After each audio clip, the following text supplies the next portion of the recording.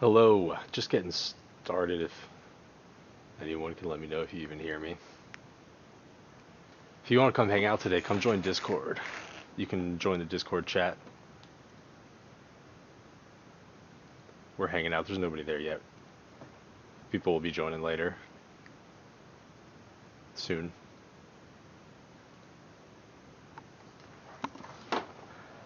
Right now, just getting started. We're going to get started by just trying to get the project up and running. So, what I can do is get an agenda going.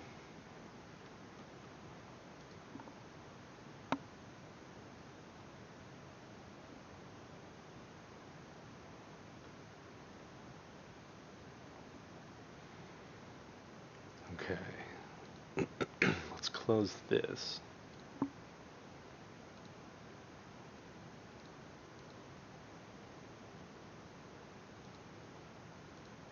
Let's choose Markdown.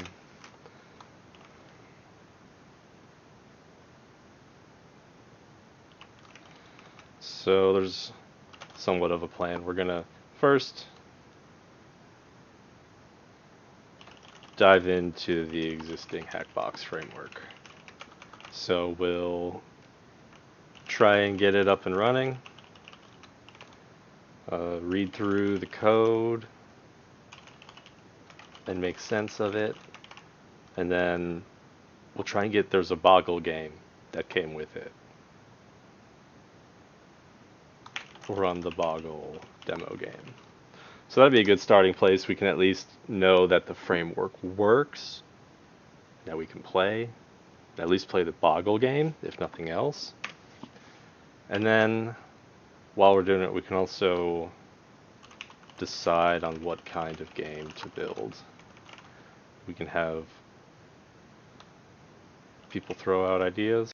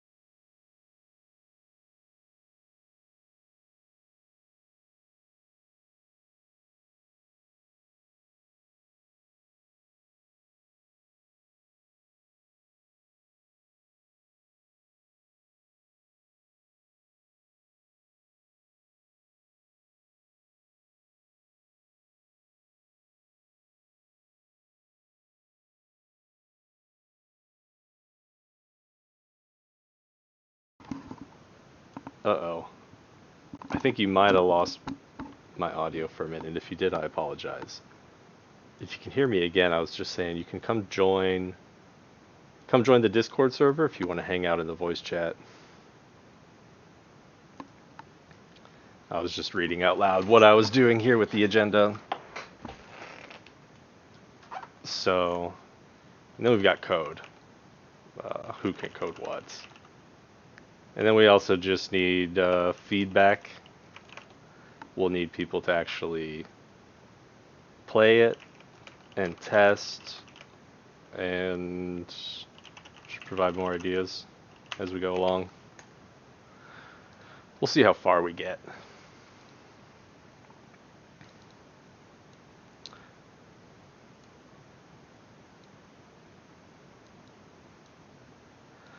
All right, so this was the framework that we found. We haven't even tried it yet, though. There's actually a couple other ones out there, and I emailed Mr. Tommy here. He joined our server over the weekend and said hello. So we might be graced with his presence later. He might help us out. Okay, so inside this project, there's sub-projects. There's the client and the server, and then the demo. Okay, Zhang was asking about the cat avatar. I do have face rig. I could turn it on, but I use the panda if I do. Okay, so here's the demo. Maybe we can just get the demo up first. So they used React, and they used the React template. npm start runs in development mode. Okay.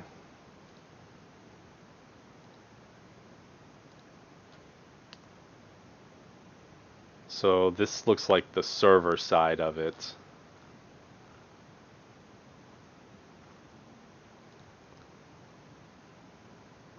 Let's see.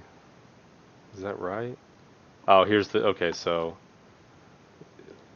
there's a server side, there's the client.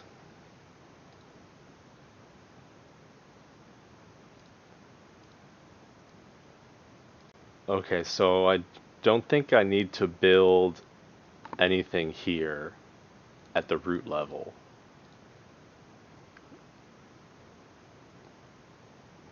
I think this is just a parent package to encapsulate everything.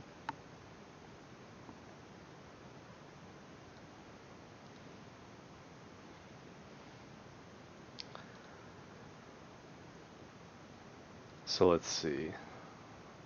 So in here, there's a client and a server, and then there's the demo, which has a client and a server. So I think I can just start with this demo project and try and run that. So let's try that. I already cloned the code here and have it open in JetBrains WebStorm.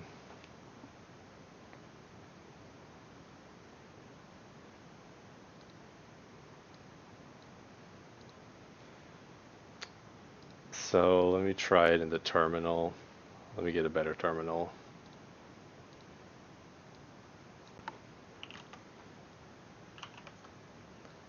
What do I call it? It's just Hackbox. Okay, so go into the demo. And then it's got its own package.json. And this is where it should have its own npm scripts. And that'll correlate to what they're saying here in the demo, run npm start. So that's npm start. So let's try it. Let's see. But node, oh, I guess I need to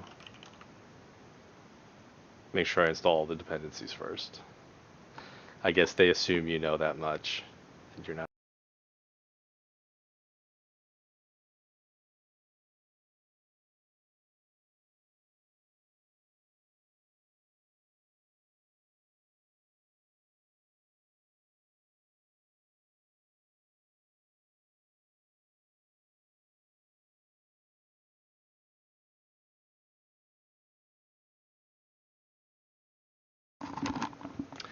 Damn, I think I lost the audio again. I think I need to have, I'm on a headset, and it just times out if it doesn't hear anything. So I need some audio going on my computer.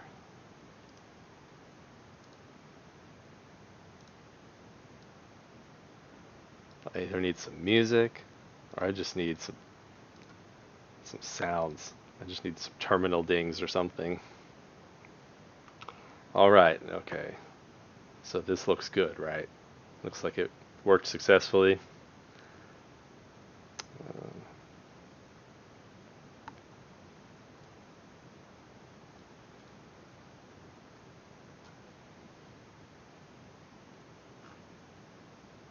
Yarn not found. There it is. Okay, well I think I should be able to just do npm install yarn. It may already be in my node modules. Hey, thanks Dark Code Lab. I think I fixed it again. I'm trying to keep an eye on it. Okay, so I've got yarn, but it's not aliased, so it should be here. I wonder if I just alias if it'll work.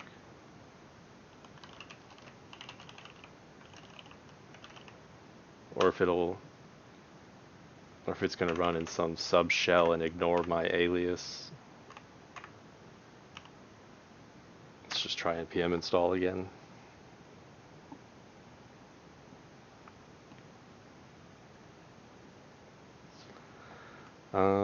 Looks like it found yarn this time. So we made some progress. No registered package called Hackbox server. So maybe I do need to go back up.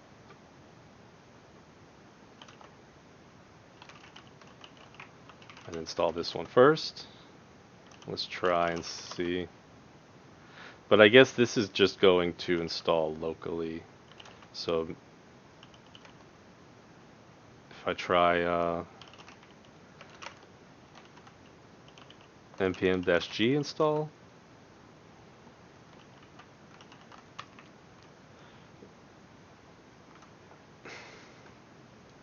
I thought there was a way where you could use npm to install globally, but instead of going into the true global, it'll just go into your home directory.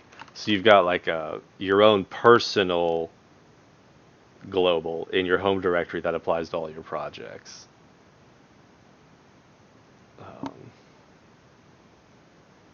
But it's okay. I'm in a virtual machine, so I don't really care if I mess it up or anything, so I'm just going to go ahead and try and install this stuff to the global one anyway.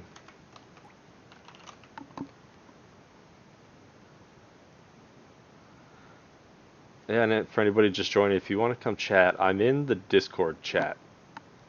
There's nobody else in there, but if you want to come hang out in the voice chat, I mean. But there should be some other people joining later. I have at least one developer who's planning on coming to help me out. And they're going to be better at JavaScript than me. All the JavaScript, all the build tools these days, you've got Webpack and all this crap.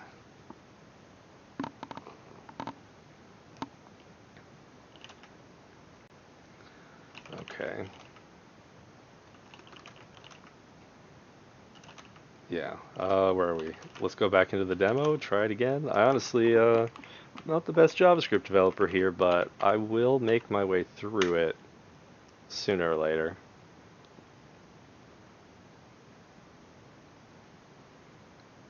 Okay. This looks different, so it kind of looks like I made a little progress. Post install yarn, exit failed, post install script.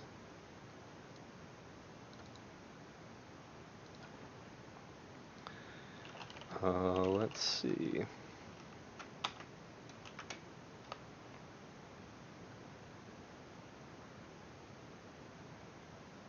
Where did it fail?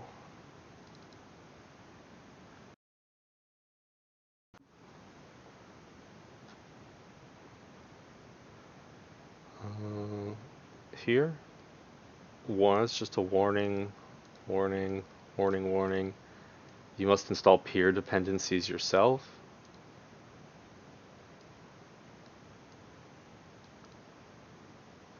Does that mean I need to install the TypeScript stuff? So maybe I need to install TypeScript.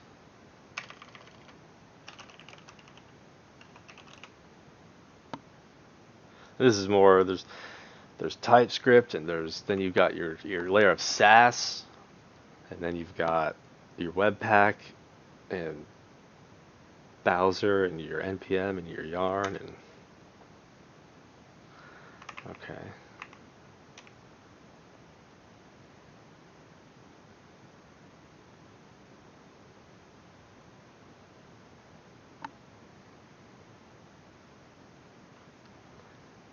Let's see, post install, same thing. But these are just warnings, so I don't think these will actually break it. Here we go. Error. Permission denied. I was running it as sudo, so I guess...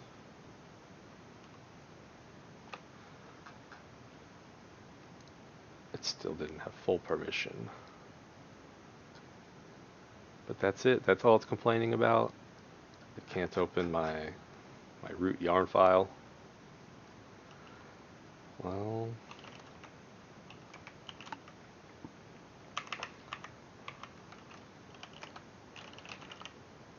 there's always this way.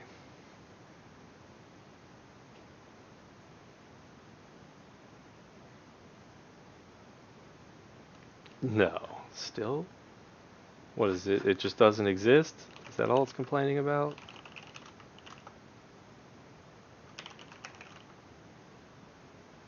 Does it expect it to exist?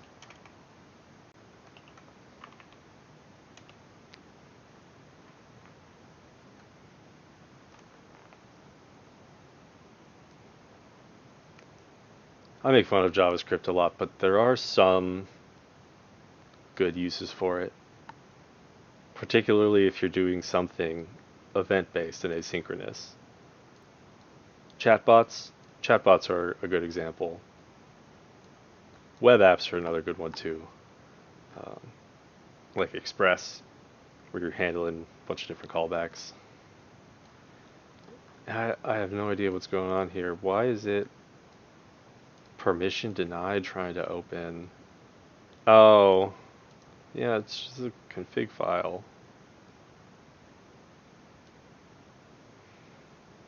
Am I missing something really obvious here? This just seems weird. And at this point, I've probably already messed up my installs. Let me try getting rid of all these local node modules just to make sure they're not conflicting with anything. And what's going on with this yarn.lock? Maybe...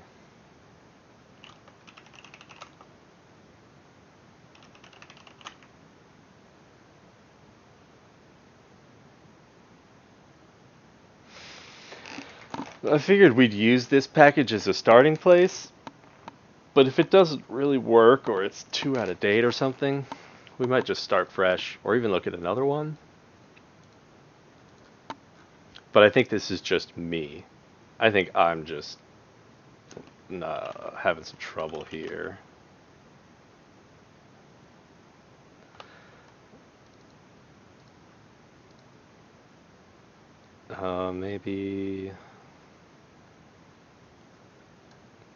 Maybe I'll just run npm test, see how far that one gets.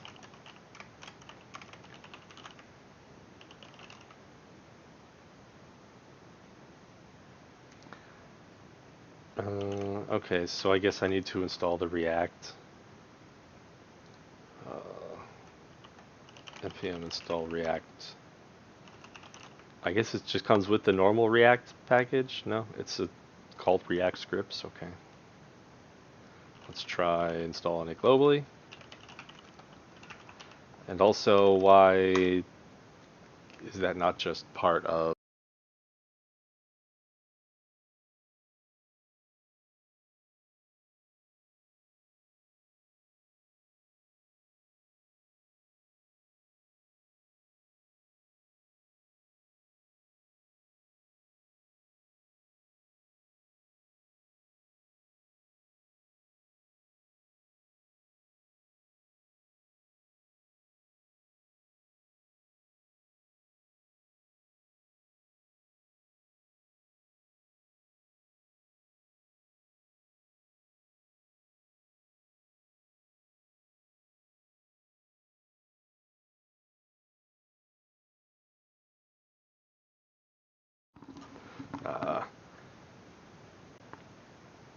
sorry, let's see. I need to play some audio.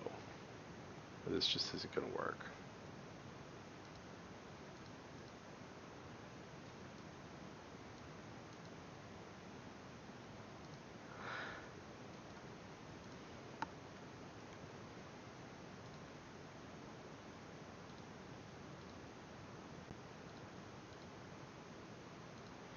Alright, this...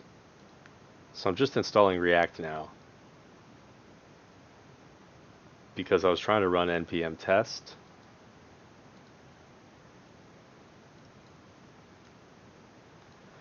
The only problem was it didn't have React scripts installed. Though it's listed as a dependency, so I think it is failing somewhere pretty early when it's trying to install dependencies.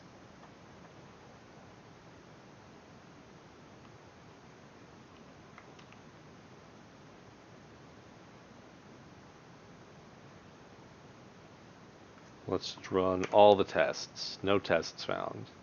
Okay. So I guess this is just generic. This is just the generic README from the React generator. There's no test. There's no actual tests. I guess that should have been obvious here. Okay, well at least we got React installed now, so maybe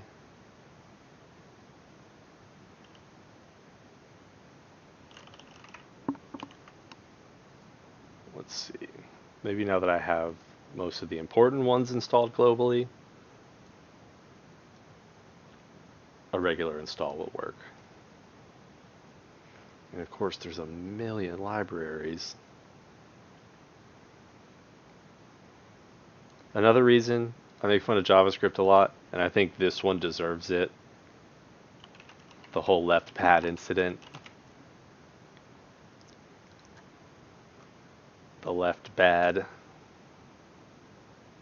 If you've never read this story, you should go read it. Not that ad.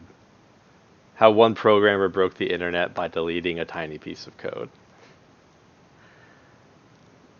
This was the whole thing. It's an 11-line piece of JavaScript that adds some left padding.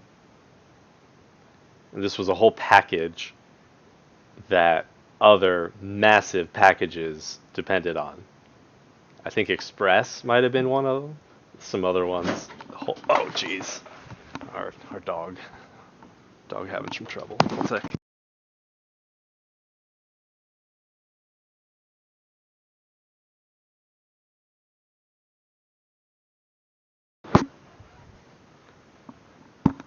Okay. I think everything's okay.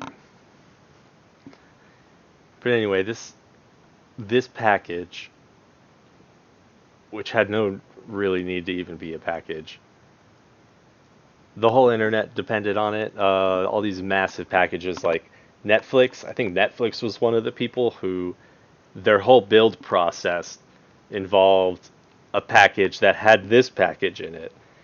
And the guy deleted his package, and all of their build processes started breaking because the package didn't exist anymore. And they were relying on pulling it fresh from npm every time they did a build. And I think the whole reason the guy deleted his package was because he had an npm package called kick. K-I-K, kick. And by the way, tell me if my audio is too loud. It looks like it's clipping up in the red. So I just brought it down a tiny bit. But he had a package called kick, K-I-K, and npm gave it to the kick messenger. They basically stole his name and said, oh, you have a company named Kick? Well, we'll go ahead and give you that repo under that name or that package. And he was mad. He was like, you just took away my project from me that I was using, and out of spite he deleted all his packages, and that is what broke everything. So here's the story. Maybe I got it all wrong, but that's how I remember the story. And yeah, it's just in JavaScript there's a bajillion dependencies, and they depend on little crap like this. The ecosystem is just messy. I don't mind JavaScript itself if you have a few dependencies, but it gets crazy. So back to this. No registered package called Hackbox client. Okay. So I think I do need to install this one. Again, let me try and remove the local modules to make sure they're not conflicting with anything.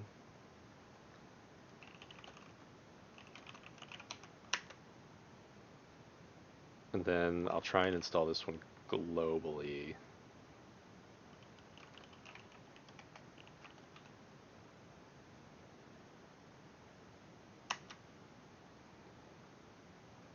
Alright, okay. That worked. Let's see if I go back into the demo. Will it give me the same problem? Or will it find it in the global libraries now? No, it doesn't find either of them. What if I try and install this globally again?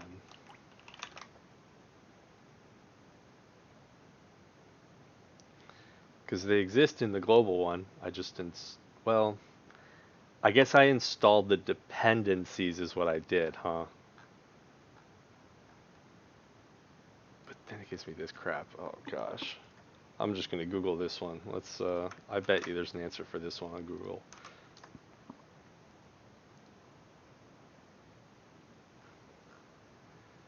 Um, but why would root?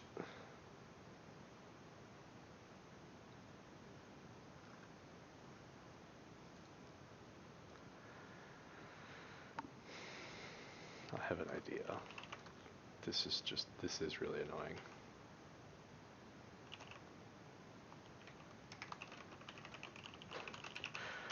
The kids don't do this at home.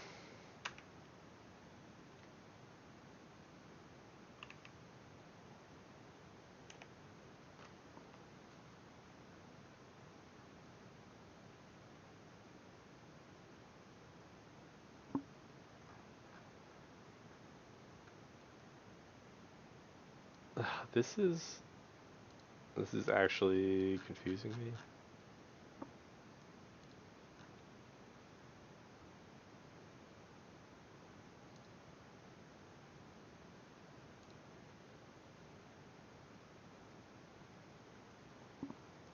They tried the same thing.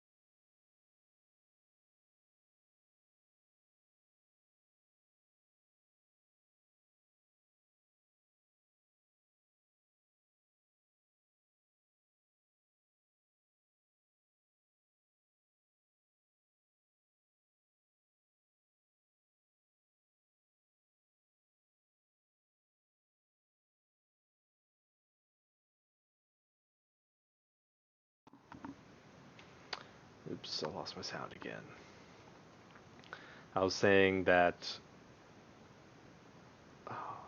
I hope you heard me, but I was trying to run it from the Hackbox demo folder. And then I installed the client and the server package and then went back. But after reading this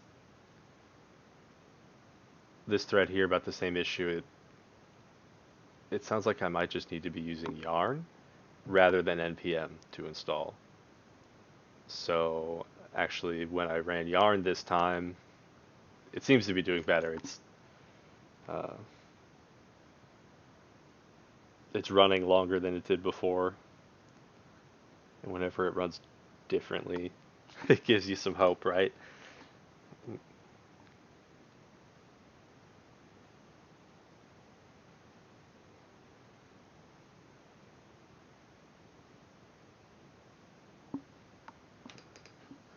Okay, let's see. Yep, same things. Okay, so that one I ran locally, and it can't find them because it's only looking in the local packages, which makes sense. But I installed server and client in the global, so if I do a global install now on the demo, it should be able to find the server and the client, right? I guess I'll even have to probably do this.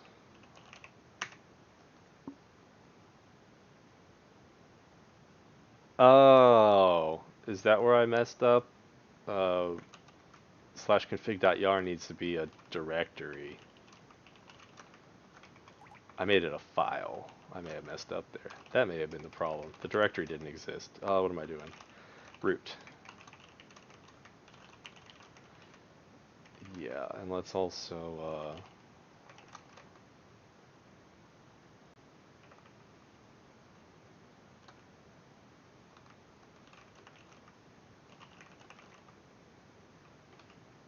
let's try that now.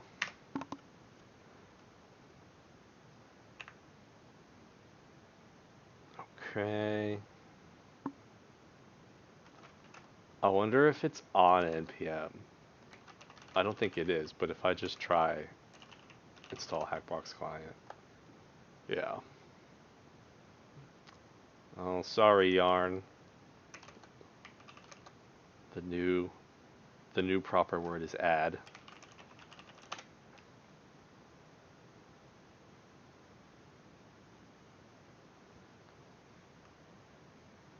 Is it? Did it find it online? No, it didn't.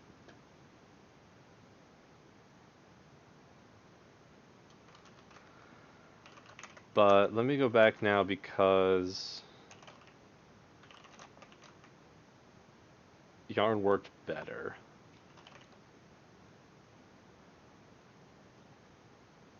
Let me see if I can install Yarn on Debian globally. I don't think there is. I don't think there's a Yarn package. I don't think there's an apt Yarn package, that is.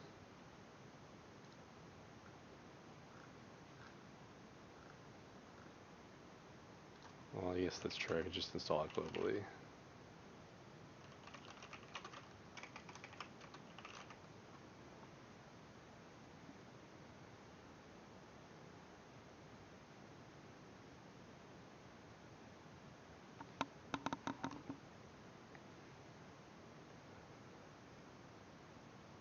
Okay. Let's unalias Yarn. There we go. That's better. Unlink. Yeah, let's go ahead and unlink that. Yeah, I'm still waking up too.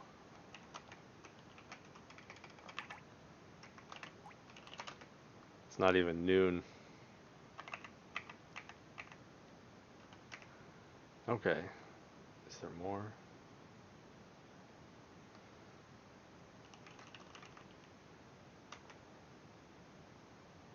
What's going on here now?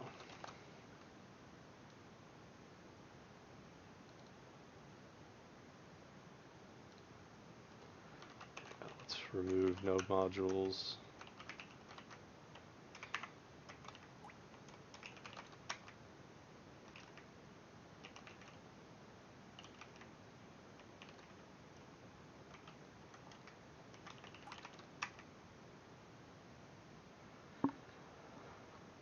Okay, that worked, I think.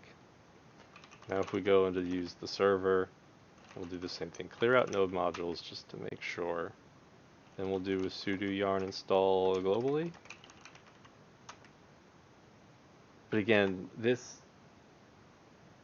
isn't installing the Hackbox server to my stuff globally, right? It's only installing its dependencies, I think. I don't know, yarn master. I need my JavaScript friend here.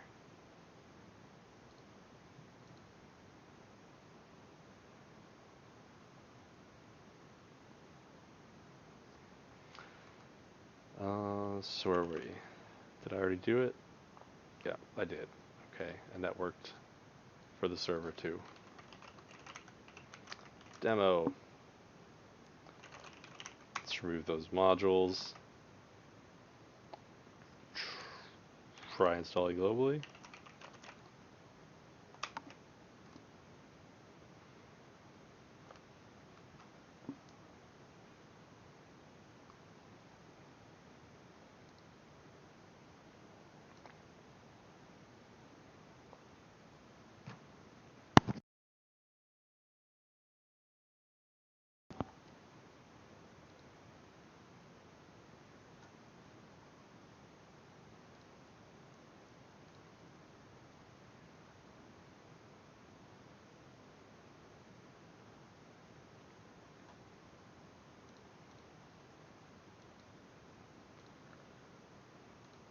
Okay.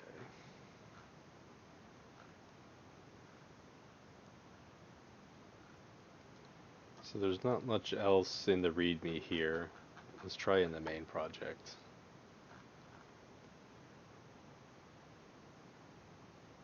Yeah, they're just two different projects. Well, and install it via npm, right?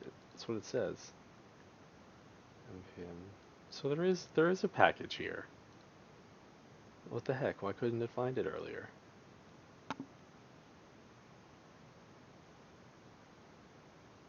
Okay. I'm gonna have to try this again if this doesn't work finally.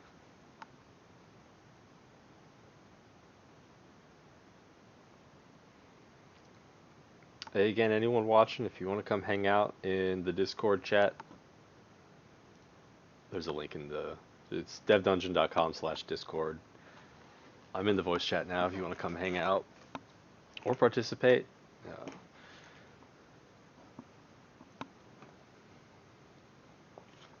Right now I'm just getting started, just trying to get it figured out.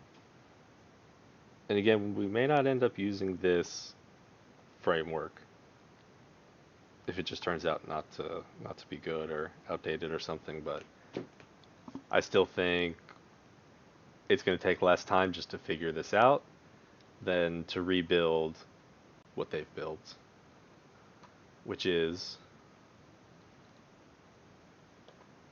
the client and the server aspect.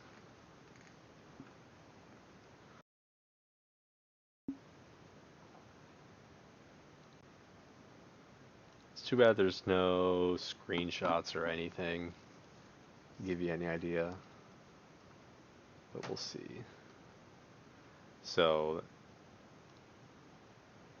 if you're making a game like the demo, this demo game is Boggle. Okay. Then you have to implement the client and the server, but it looks like when you implement the server, all you have to do is reference that main package and it does most of the magic for you. So it should save us a lot of time. But let's see. So there should be no node. There is, even when I install globally, there's a big. Now wait a second.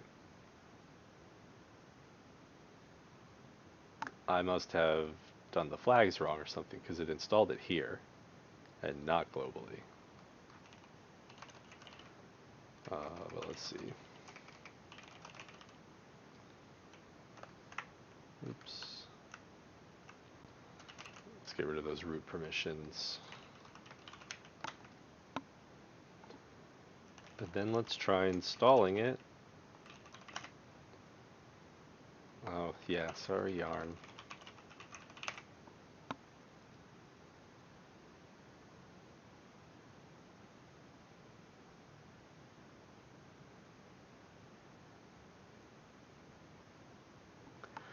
See, look at this. 35,579.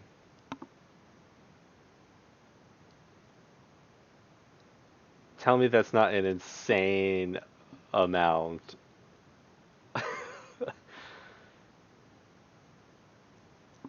I'm not positive what that does. That mean dependencies? Does that mean actual dependencies, actual projects? Or is that files or something? I can't imagine it's the count of every single file in every package. I don't know why they'd give you that number.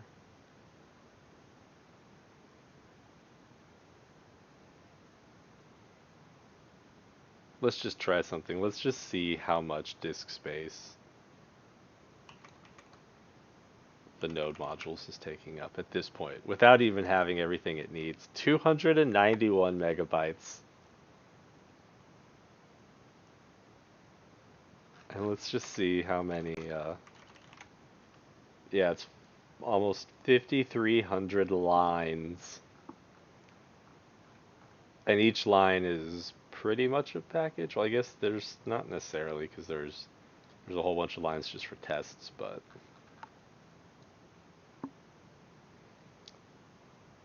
this sure is a lot of dependencies for what realistically is basically just a WebSocket listener and emitter. When I say it that way, I think it might be easier just to go start over if that's really all it is. But you gotta keep, the important thing is to keep track of the state of the server. And at this point, and this is another reason I don't like adding so many dependencies to projects, because over time, it just gets even harder to deal with them. Like, these are 2 years old. I don't really know if that has anything to do with it, but because it does give some pretty specific versions anyway. But let's see.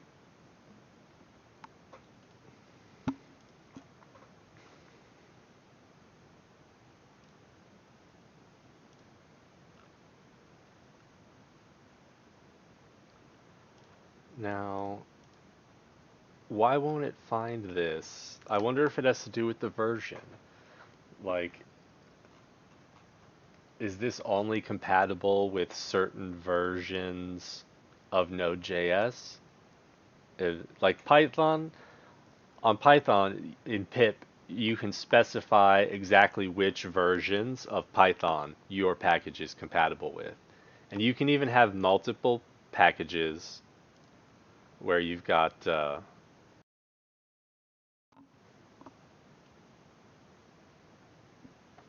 you can have like a version 2 that's for Python 3.5 and lower, and a version 3 for 3.6 and higher.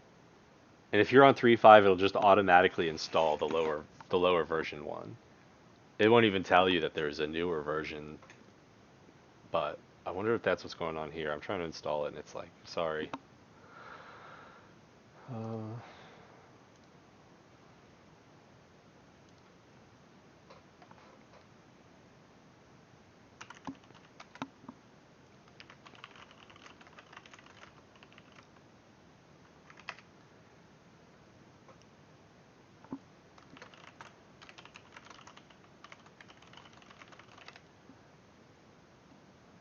Sorry, I was just answering some chats.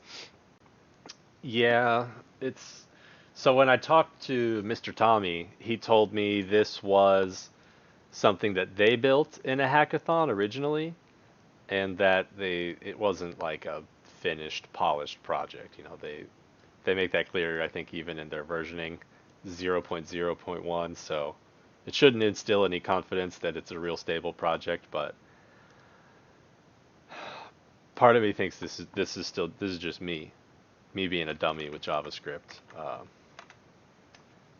and the build tools and the packaging tools rather than a problem with the project. Yeah, see well, it says one one dependency, huh? One. It just turns into 35,000 packages that it depends on. Um, yeah, so like, okay, let me maybe just go start a totally new directory. There's no node modules here. So if I just try npm install hackbox server, it should go pull it from the internet, from npm, right? Okay.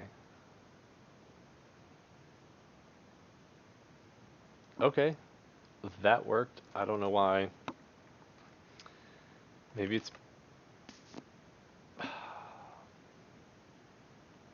I don't know, honestly. Uh, let's see if I can install it globally now.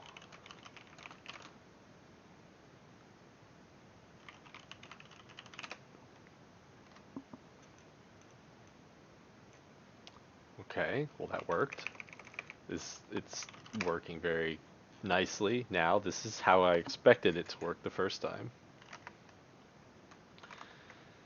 Okay, so now if we go back into the demo packages,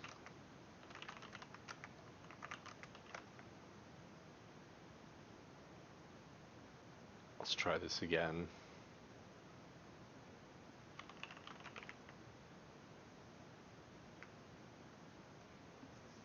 Let's just try it locally.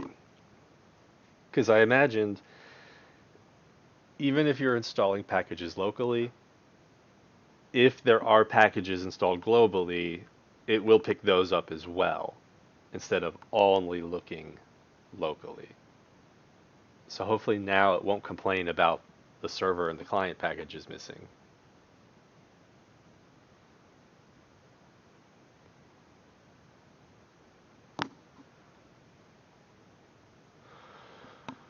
Warning, warning. I'm okay with warnings.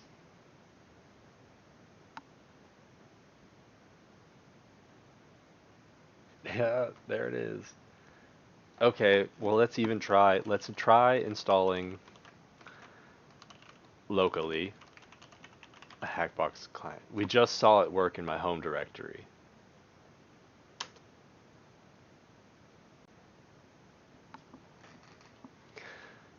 Another problem I guess that happens if you have real old projects with old dependencies is something new will depend on something newer, and you can't have both versions installed at the same time. It just gets messy.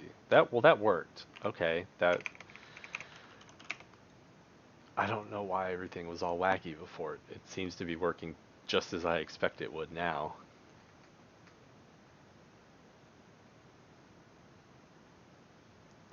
Okay, that worked too. Minus the the vulnerability.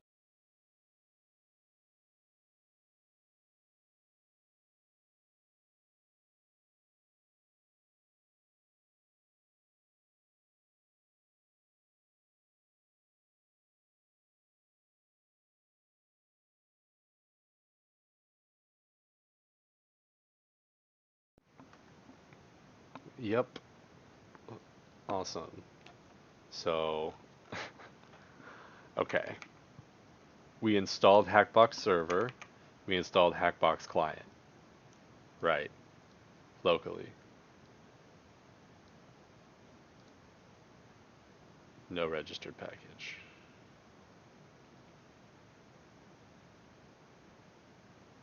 Why?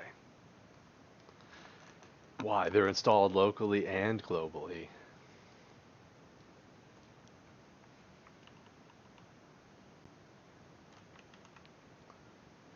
Do I need to use yarn?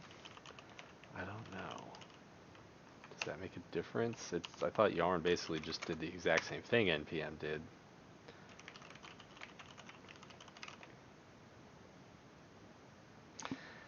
Maybe it's, am I messing up the package.json file when I run things like yarn add? Is that what part of the problem is? I'm actually modifying the package.json.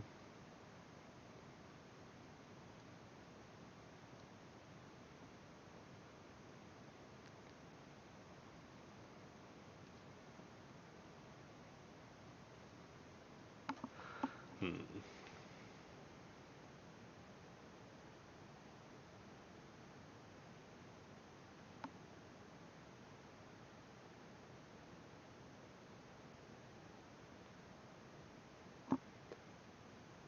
Okay. It's just going to install 35,000 dependencies real quick. Again.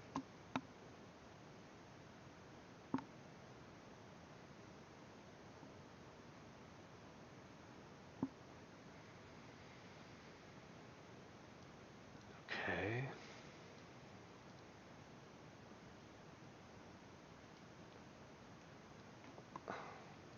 Now what does this mean? Is it telling me it just can't find it locally? Because it definitely installed. Is it saying NPM doesn't recognize it or yarn, or is it saying it's trying to link?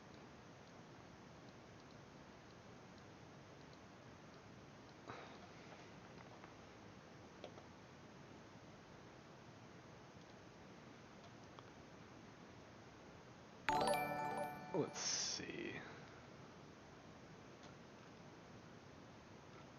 Maybe it's this Stack Overflow question makes it sound like because I have yarn installed globally, but I'm trying to install the packages locally. You can just install the packages globally, yarn global add. Okay, maybe that's why I was trying to dash G.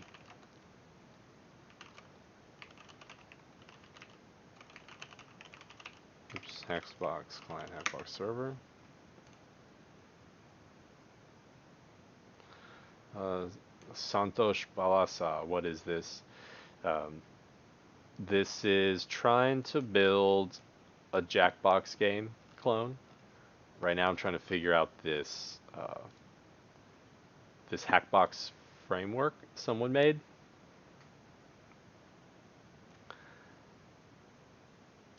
Okay.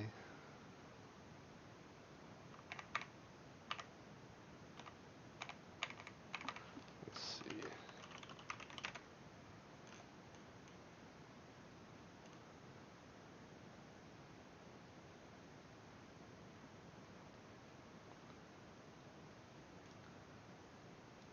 All right. Okay. I need to grab a glass of water. It's been 1 hour and I'm stuck on this. I'm gonna grab a glass of water, stretch for a minute, and then come back and figure out what's going on here. If anybody's got any ideas here, uh, or gets this running themselves, I'll be right back though. Let me put up the BRB.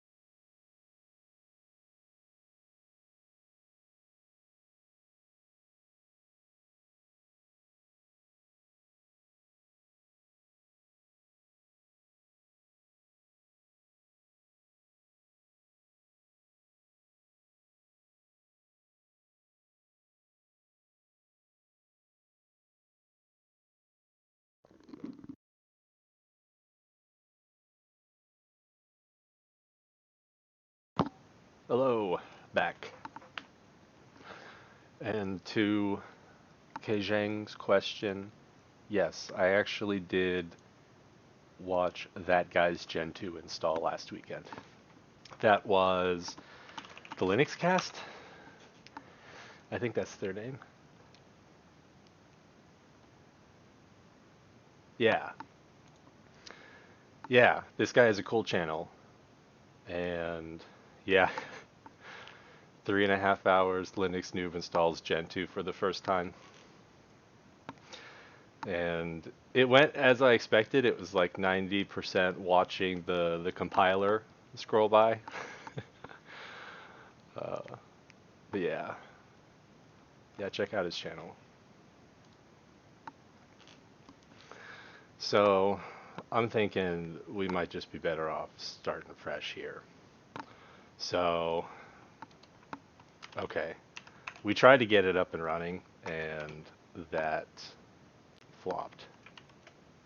So next we can try and read through the code and glean what's going on and use some of that info for ourselves. So start with index. Yeah. See, there's not much going on. It's really a socket IO server.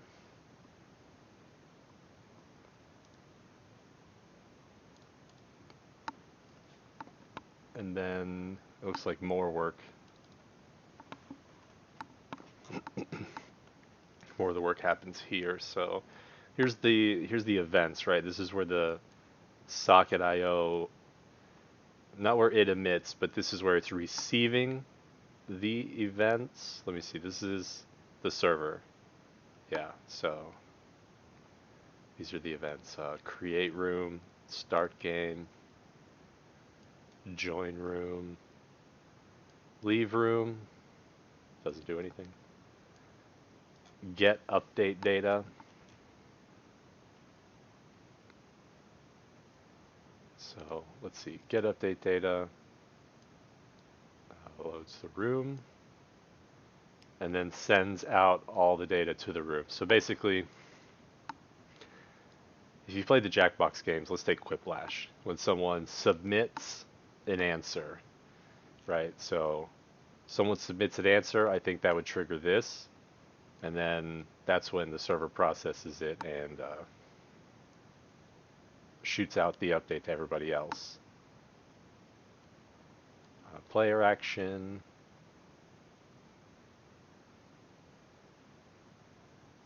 Squat race. I don't know what squat race is. Oh, game type.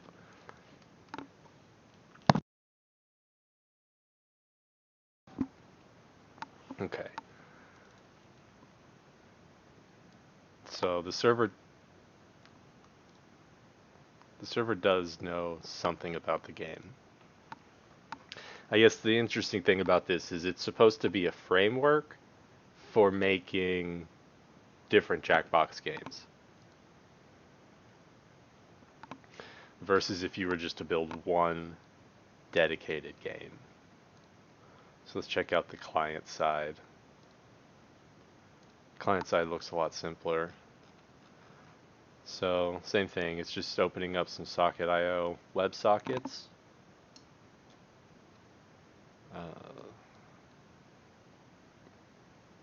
So the client's going to create a room. And in this case, I guess the client means, because there's two different clients in my mind. There's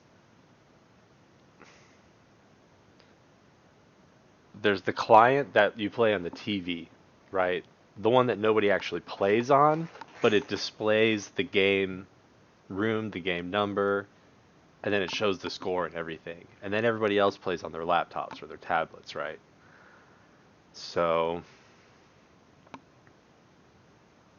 oh, hey Winston, thank you very much. I don't I don't do much. Oh, Winston, Thank, thank you. You can tell I don't do much streaming these days, so my logistics are pretty poor right now. I got to figure out what's going on with my headset because I don't have enough sound playing and nobody else is in the chat room talking.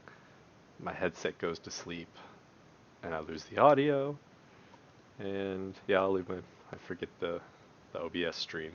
But anyway, so there's two different clients in my mind. There's the TV client, your main display, and then the actual players. In this case, I'm not sure if the server, see, it doesn't, this server is just the back end. It's not considering that TV client. And I'm not sure how they do it here. Like, did they combine the two clients into one? It looks like it's just starting. It looks like the first person to join just creates the room. Uh, so it's kind of like they combined both of them. But let's see. If we were to do this from scratch, let's see. There's a tool called UMLlet, and this can be nice for diagramming out code. If you're not familiar with UML, it's one of those things they teach you at school that you probably don't use much unless you're in a Java shop. For whatever reason, Java seems to be the language that kind of has it together the most as far as uh, understanding design patterns and modeling stuff out. And I think that's an artifact of the fact that you have to have one class per file.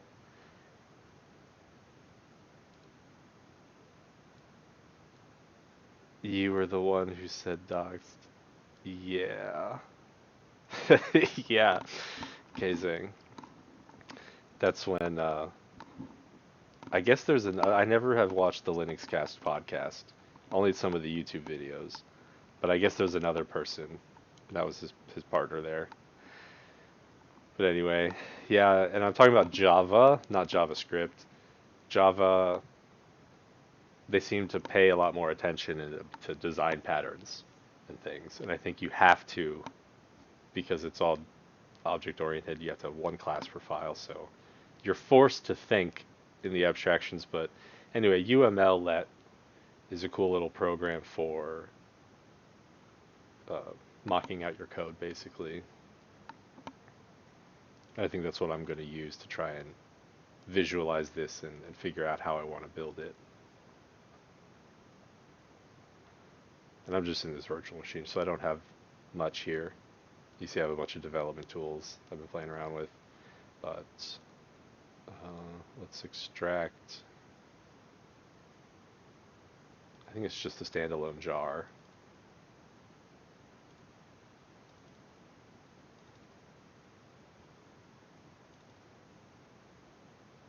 Yep. Let's try java-jar.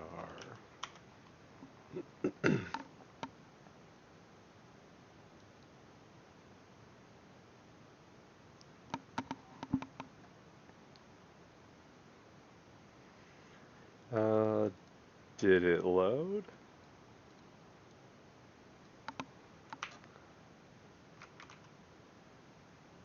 Is it loading? Oh, okay, there we go.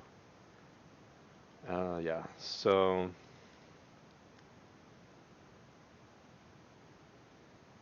you just start dragging stuff out.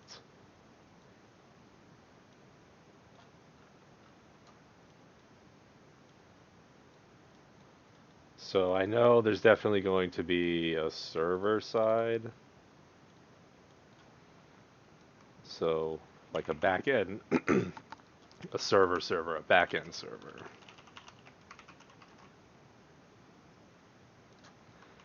And then we're going to have the player client. And to be more like the actual Jackbox games, I'm gonna have like a second different client. This is the host client, right? So in the Jackbox games, you've got one person who has one person who owns the game on the Switch or on their computer or their laptop or whatever, and they're the one with the main screen. Oops, I don't need that one. So they're the ones who have main screen. It displays the game code, right? The 4-digit game code. Yeah, that doesn't fit. Uh, let's see.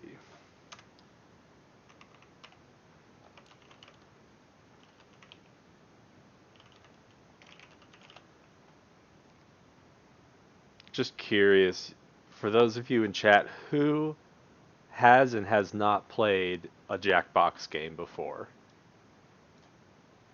Maybe I should just give everyone some context here.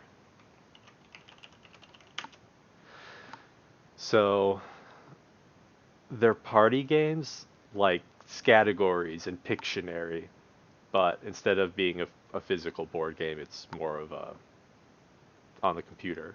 Everybody plays on their laptop or their tablet, or their phone even.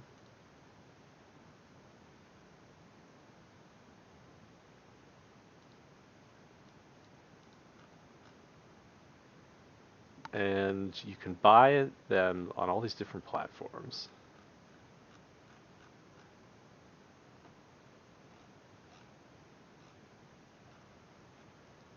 Let's see if they have a video.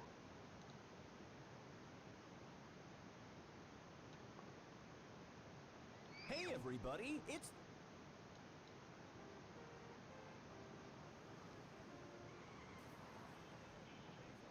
So let's see if they have any screenshots. Yeah, here we go.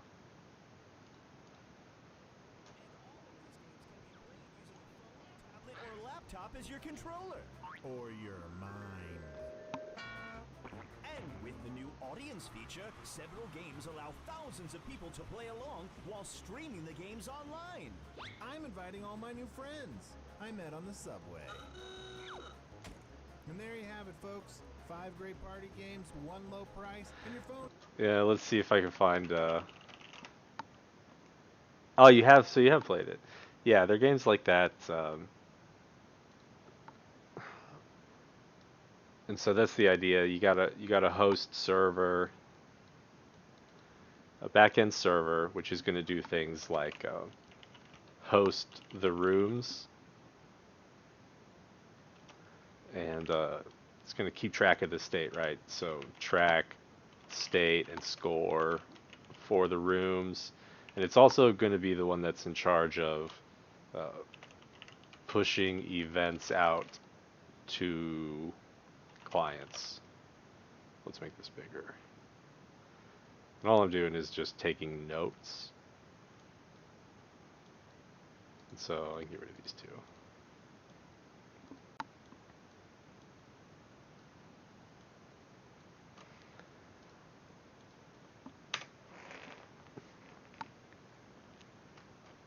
So what else does the backend server need to do? It's going to host the room, right? It's going to generate the code.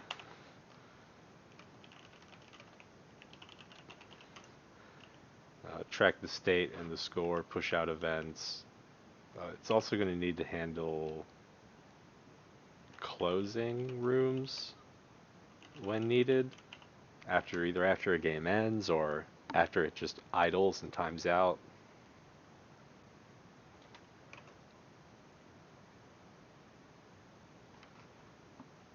Okay. And we'll add more later. It's all that comes to mind right now. So then you've got the host client, and that one kind of sits. I'm gonna lay this out like this because it kind of, in my mind, it goes like this. the player clients have to play. They all play off of the host. They have to watch the host, and then the host talks to the back end. But I suppose the back end server also talks to. So you can drag out these lines too. So the backend server will actually talk to the host client, and it'll actually push events out to the player clients too. It'll need to tell players when it's their turn, um, present the players with whatever they need.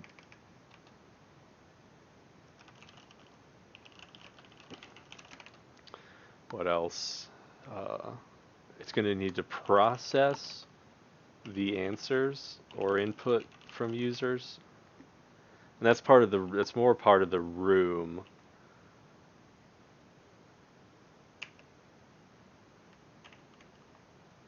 So we could even break this part into like a sub package where this would really be more like the room manager. And the room manager is part of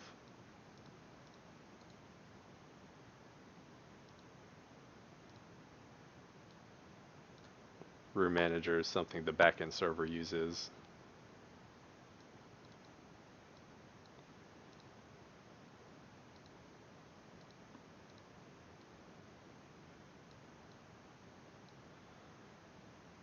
Okay.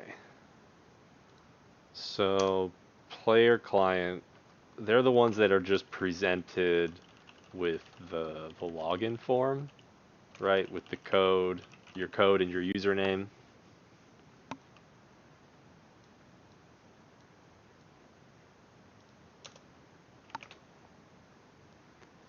And then what else? So you actually need to see, this one actually needs to display the art and sound, right? So this one's going to have a lot of the, well, I suppose more that's going to happen on the host client, but there's some, so let's add that here too. This is going to need to, yeah, uh, let's call provide instructions as a distinct thing.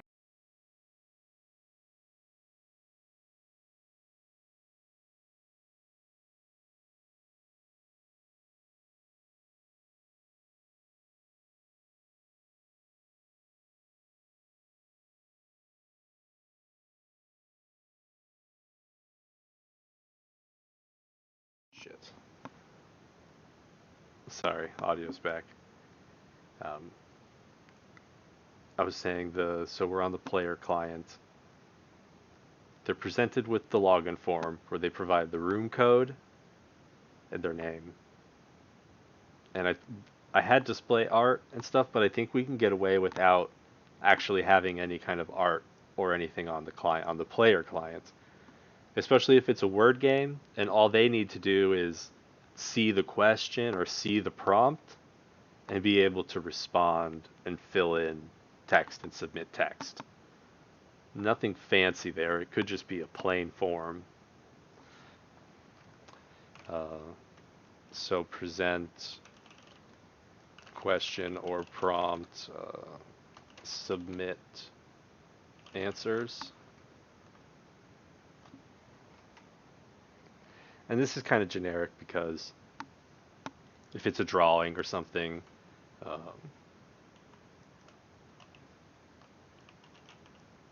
whatever it might be. And I was thinking about how to do some of the drawing games, and I don't think they'd be that difficult because you can find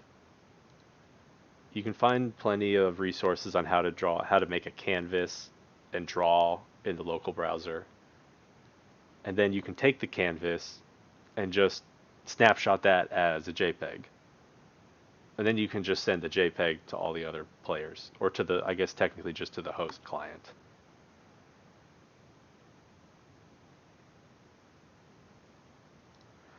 So I think this, if anybody's got any other ideas on things I'm missing here, I think this is the gist of it. I think this is kind of the main pieces. We can add more later, but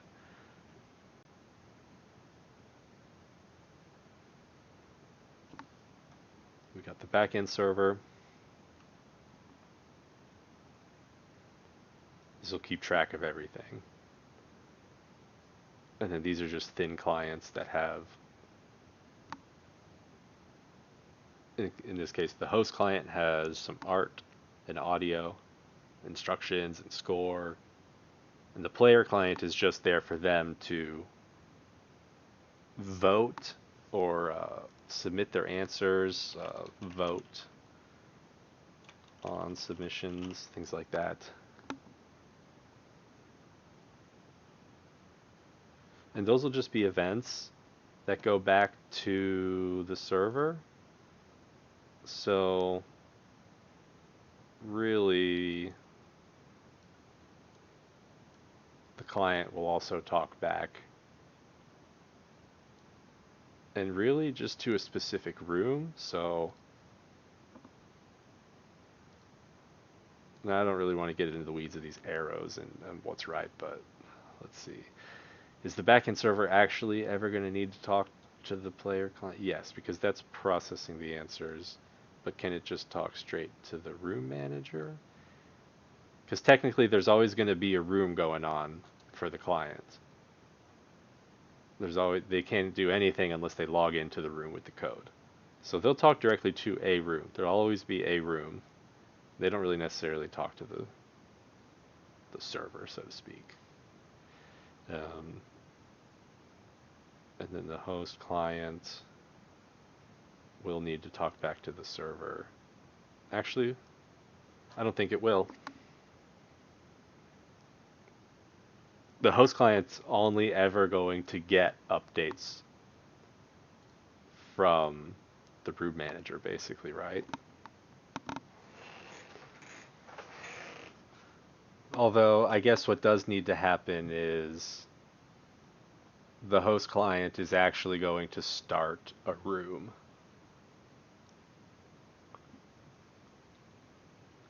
Which would be a request to the room manager. So, I mean, I guess it was kind of a moot point to break out the room manager, because that's really all the server does.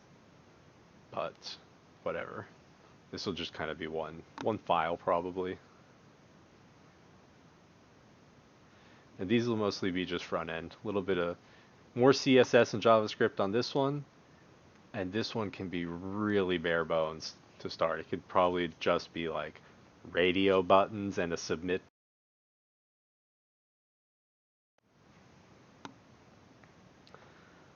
Or just text fields and a submit button. Well, I'm going to save this because this might be useful reference.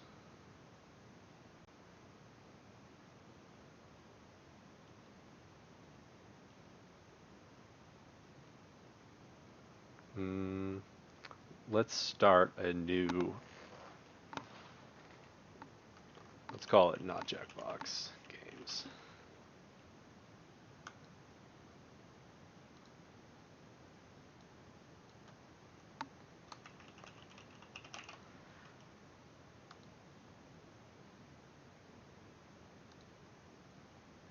Okay.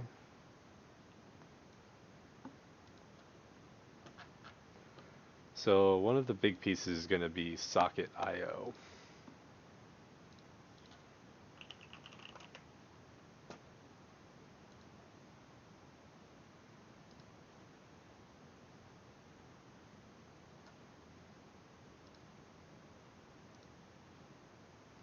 Okay. Socket IO 4.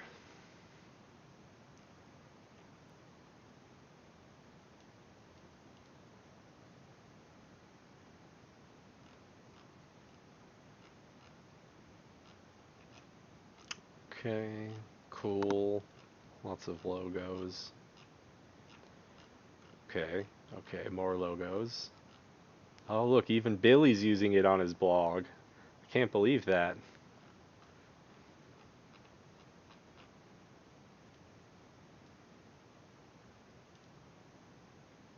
Let's see. Get started. I've used it before, but we basically need a real simple implementation, so let's see.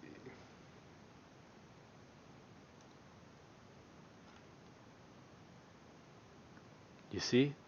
Their diagram looks just like mine.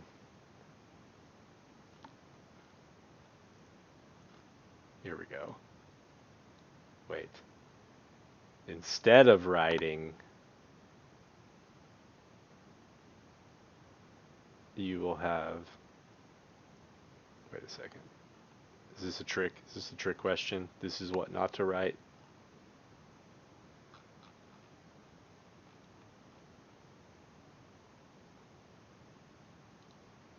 So instead of using WebSockets, I love how it's like, instead of this 5-line example, you can use our library and write this. I mean, I know it's got more examples and stuff. It's just kind of funny. All right, well, let's start giving this a shot with some code.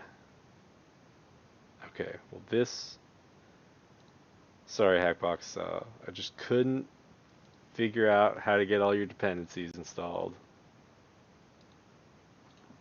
We might try you again later. Now, when WebStorm is interested, I'll close this project. There we go. New project. Empty project. Node.js? Yeah.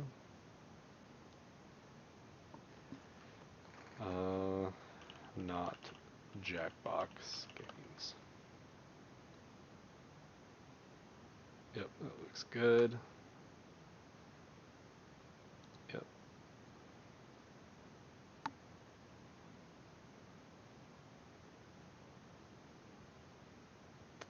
Okay.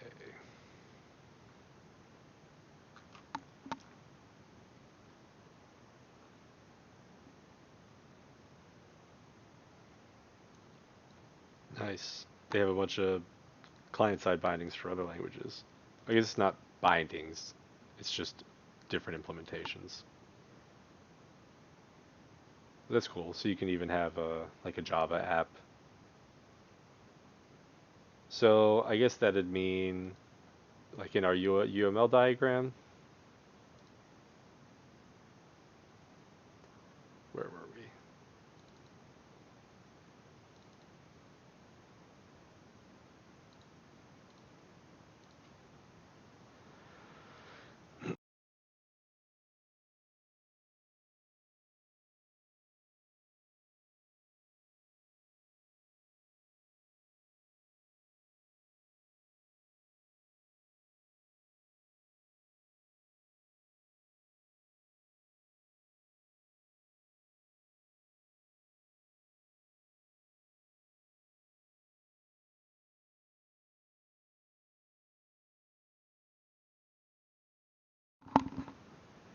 Yep.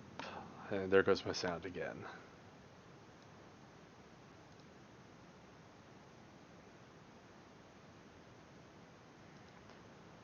Okay. Cool. So when I installed it, it also updates my package.json and adds it as a dependency for me. Convenient. Okay. There are 2 optional packages which improve certain operations. Buffer util, UTF-8 validate. I'm just gonna go ahead and pass those.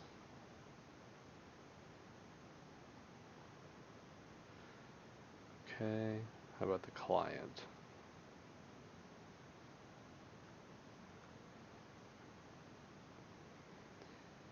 Yep, so this is what we'll need on the web browser side. So rather than worrying about trying to create a framework, I'm just gonna try and create one game. We can turn it into a framework later. And so this is which client is this? The host client or the player client? I guess we'll need the WebSockets on both.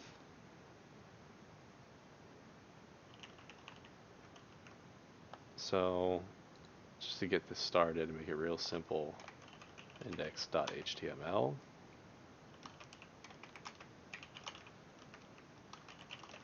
And then I guess we can put the JavaScript stuff in the head.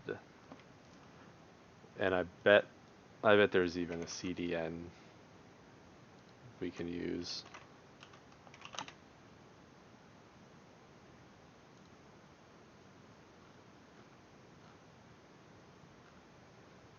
Oh, there it is. I was right there. I was like one scroll away from it.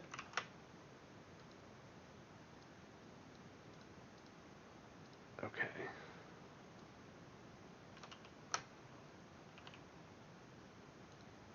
It's version 3, but whatever.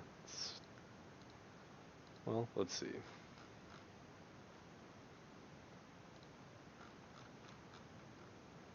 Sure, let's go with version 4.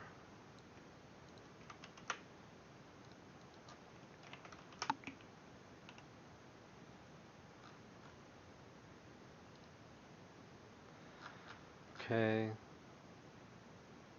If you don't need this, you can disable the functionality on the server side. By default, the Socket.io server exposes a client bundle.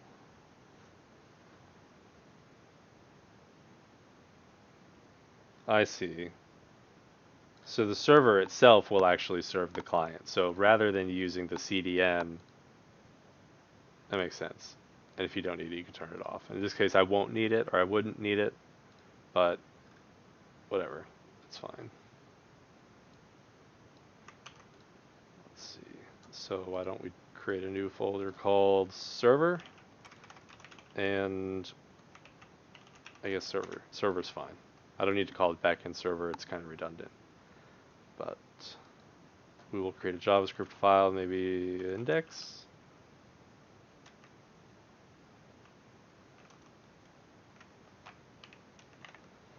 So we should have this installed.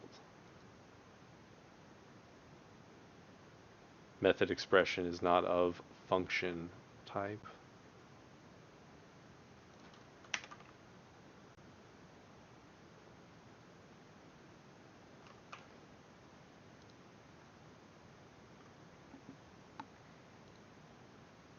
Okay. What else do we need on the server side? I guess. Should I build them both in parallel? Yes, I think I'll need to test it all and everything. And I guess the first thing to get started is just the whole idea of the rooms.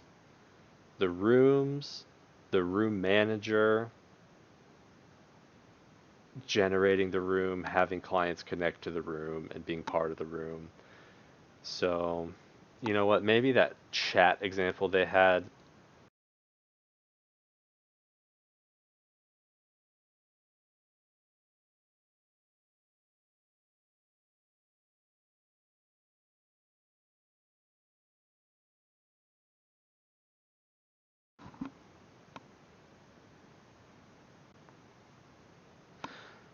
So I'm gonna go find that chat tutorial they had.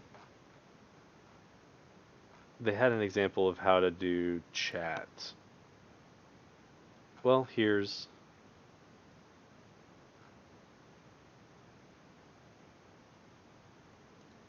yeah, I think I want to go back to their tutorial. Where is it? Get started. That's what it was. Write a simple chat. Recommended for beginners. The hello world is here, so that's even simpler. Maybe that's all I need. And then the CRUD. And rooms features. Oh, do they actually have a... A room is an arbitrary channel that sockets can join and leave. Well, okay. Well, they've already got that whole aspect built in. Please note rooms are a server-only concept. The client does not have access to the list of rooms it has joined. That's okay. You're only going to be in one room at a time as a client. You can call join to subscribe the socket to a given channel. Connect and join a room. And then simply use to or in, they're the same, when broadcasting or emitting. In my room, emit some event. So this would be where you say, in your 4-room code, ABCD. So in room, ABCD, emit I've answered the question. Emit my vote choice is number 3. But, so if you emit the event, how do you send some data with the event? Can you do that?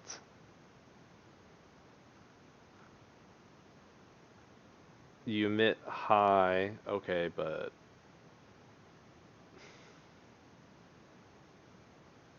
can you emit like a hi event with a JSON object of details? Fetch details? Yeah, bad, good. Await fetch details. Hmm.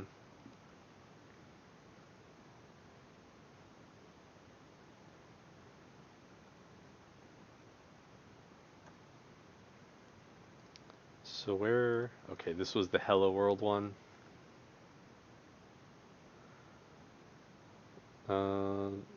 Right.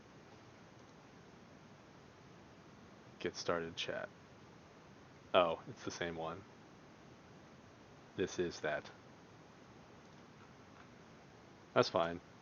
It's probably good to get a refresher anyway. This guide will create a basic chat, requires almost no basic knowledge. Yep, the web framework. First goal is to set up HTML web page. We're going to use Express. I'm not going to use Express to serve it. Well, let me think. Yeah, why not? We can do that. So first let's create a package.json. We already have a package.json here, but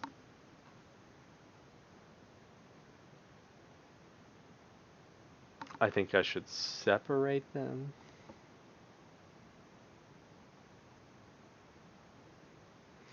Well, the host client and the player client, they're going to be totally independent from this server, right? They are just going to be basically standalone HTML files that can be served from anything. The only backend piece that actually needs to get built and run with Node.js is the server, right? So the host client and the player client, they're just kind of sitting in the directories with their little HTML.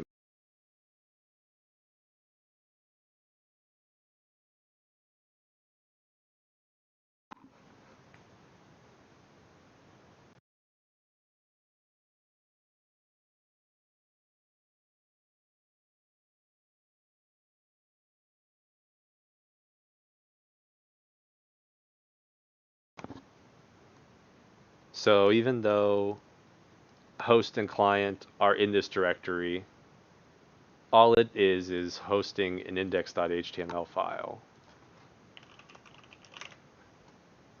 That's all it is. And those are totally independent to the Node.js backend. So the only part that this package.json even applies to is the server part.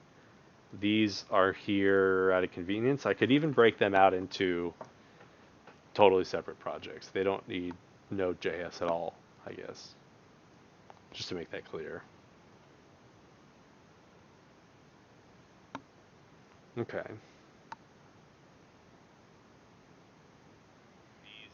Oops.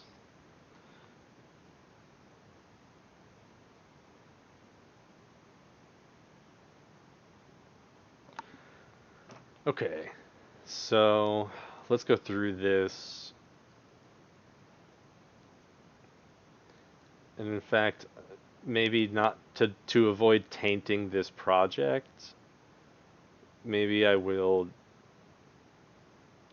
create a empty project just to test this out. We'll call this socket chat example. And let's just add it in a new window.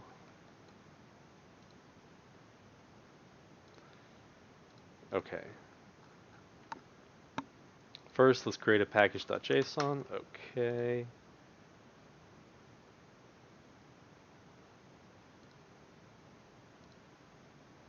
Now, I wonder if I can even get away without creating that if I just do npm install express. That should generate the package.json for me. I don't really care about the description and the name. Once it's installed, we'll create index.js. It created a package lock.json, but not a package.json, so maybe I should have followed their advice. Yep, and if I do it again, will it update it? Yep. Perfect. Okay.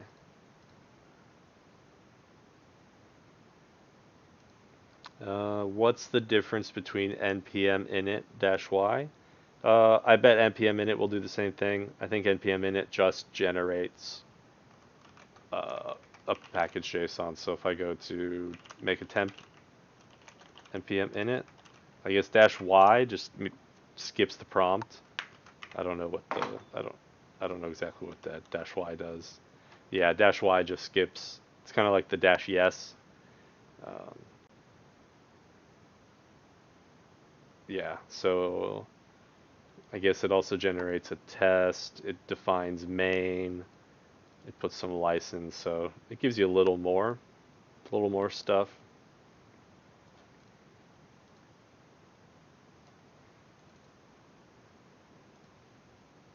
Okay. Once it's installed, we'll create an index.js.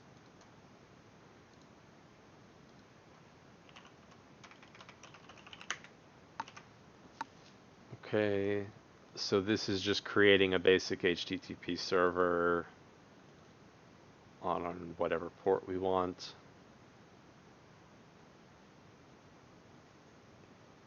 And it's got one URL routed, and that's hello world. Okay, got it.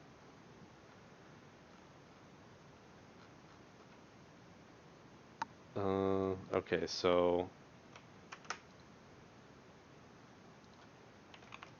instead of sending hello world, we'll send the contents of index.html. They've conveniently given us a nice boilerplate.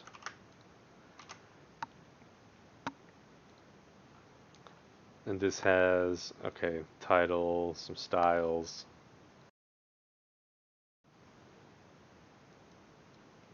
Okay, outside of the styles,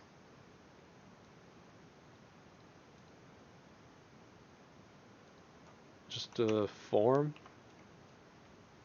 just a text field and a button. Kind of what we'll need. Okay. Save. And so it's not even, this isn't even loading the JavaScript yet. It's not actually loading anything socket related. Yeah, integrating socket IO. npm install socket.io. Okay, I'll do that. Let me get rid of that temp directory. npm install socket.io. Let's see if it gives me version 4. Yep, version 4.1.2. This will install the module and add the dependency to our package.json. Perfect. Okay, so now we actually have some contents for, well, we already have this. So we got this, we need to add the socket part.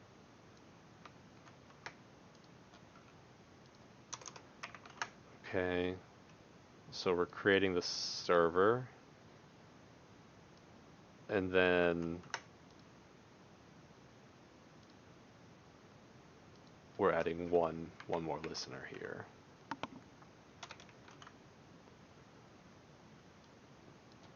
Okay, so whenever someone loads the HTML,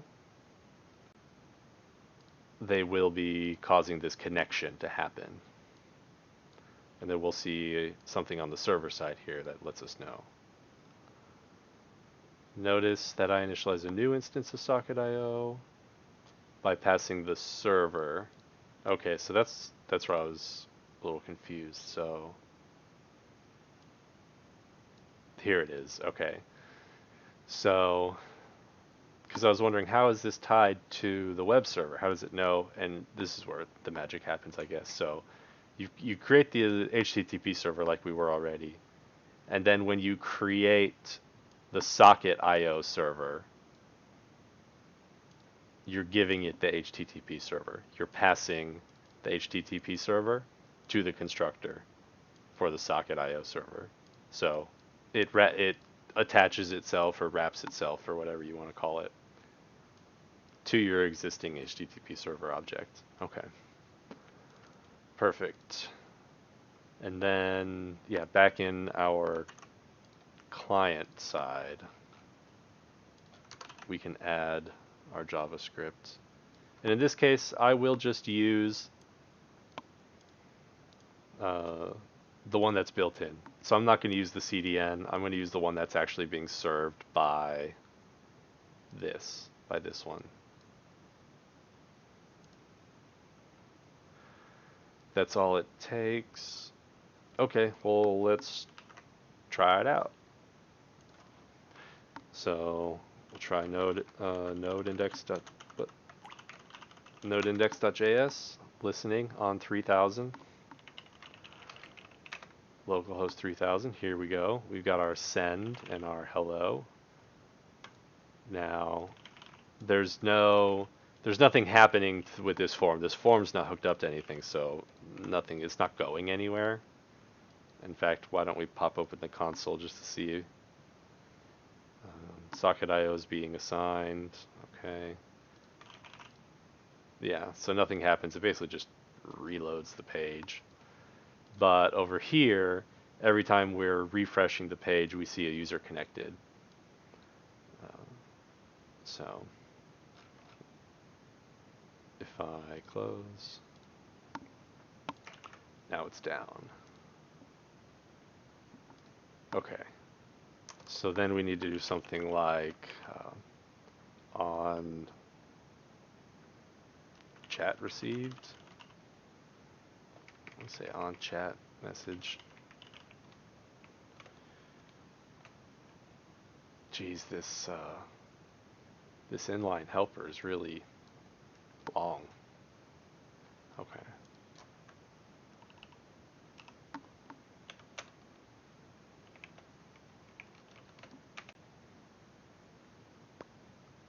Then we need to do something with chat message.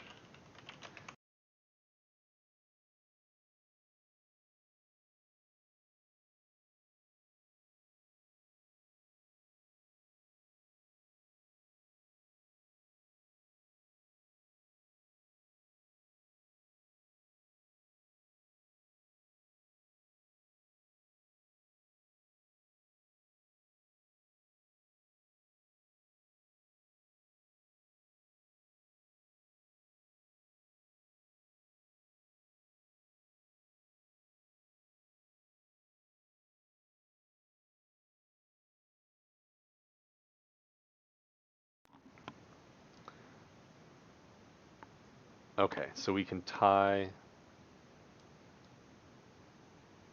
a socket on event. We can tie this disconnect whenever we receive a connection from a client. We can then attach to that connection and then listen for a disconnect event from that specific user, which will be helpful to detect if someone dropped from the room or they quit. That could be helpful. Um, and this was me, so this was not part of the tutorial, this was me kind of going ahead and guessing, but I want to get back to what they say.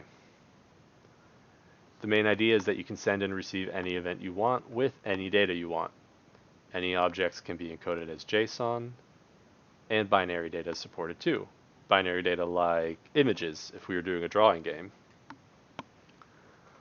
Let's make it so when a user types a message, the server gets it as a chat message event. Oh yeah, you can even put spaces in it, I guess, so it reads real well. The script section in the HTML, okay. So this is going in our client.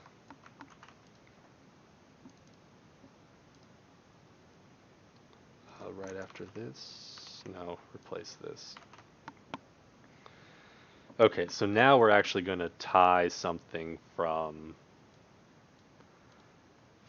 the form to do something, right?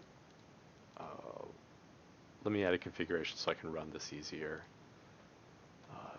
Node.js run index.js.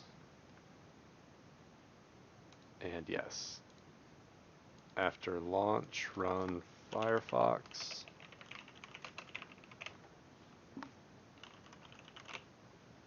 Apply. Okay. Run. Boom. What? Oh, it's because it's not actually /index.html. It is actually just slash, because that's what Express is serving. Express is only serving the slash. But behind the scenes, it's loading index.html. So that's okay. Let's restart. Don't ask me that again. There we go. So yeah, there's a form down at the bottom. And now we're actually in the HTML here. We're actually finding the form input, the form and the input. Then, oops, we're adding a listener on the submit button, which is going to be done by, I guess this. I thought you had to do something like type equals submit to make it a submit button. Maybe not. Submit. So that will, well, this should work for sure. So right, that'll trigger the submit event. Prevent default will prevent it from refreshing the page and submitting. So it'll trigger it, and then we'll handle it with the JavaScript here. So if there's a value basically saying as long as it wasn't an empty message, then go ahead and emit the chat message, and there's the data that goes along with it. So, and then it resets the form back to nothing. Okay. So on the JS side,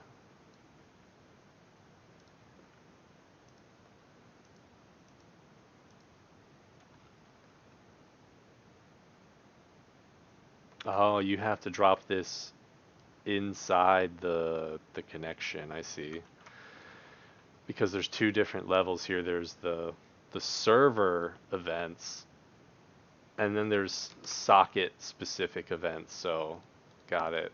So we want to tie these to this specific person or this connection. Okay. So whenever we receive that event, we'll log it in the terminal, but we'll also need to, and I think we'll not use the socket, but we'd use the IO here. We would do IO emit chat message. Well, let's see if they call it something different. So that's sending it back to the server, but then the server, yeah, needs to broadcast it, so it's going to emit some event. Wait, am I still in the... Yeah, I'm still here. This looks generic. I was just expecting it to say... Yeah, here it is. IO emit chat message. IO emit chat message. Yep. Epic Docs says wasa. Wasa. We're just building some web sockets. Some socket IO. So we'd emit the chat message, then on this side we'd have to do something, right? So I guess it'd be io.on chat message, and then there'd be the callback, right? And that would be the message. I'm just kind of winging it myself now. Let's see if that'll do it. I need to open the console. Test? No. Form is null.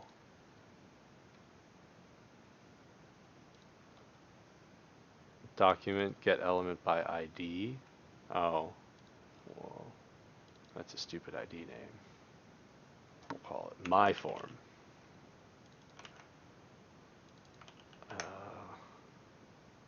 Otherwise, I'm not sure. I'm actually not sure why it was complaining. Let's try this again. Oh no.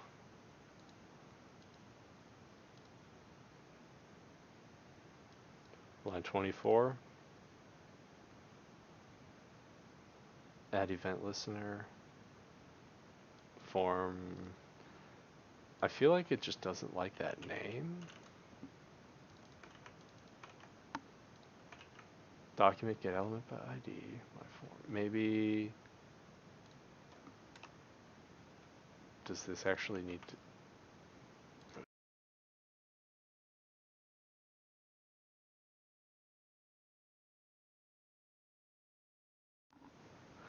Oops, sorry, you gotta forgive me, my headset comes out a little bit. I'm trying to figure out what's going on here. io.on, oh. It's because it's gonna be socket.on. Maybe? Am I getting closer? What happened to all my styles?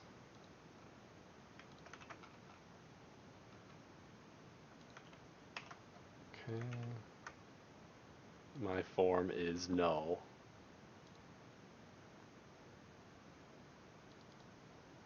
Why is it null?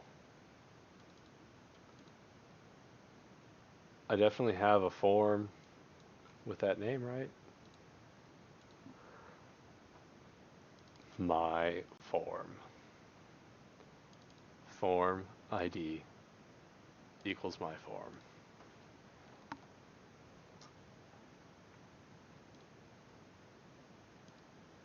Well, let me go back and make sure I follow their instructions. Before I go too far off track again. Okay, so I was totally guessing there. So I bet if I undo that, it fixes everything. Nope.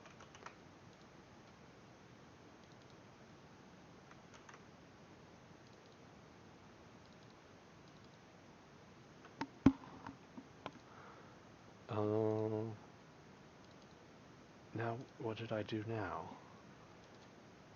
I don't understand why that broke. Uncaught type error.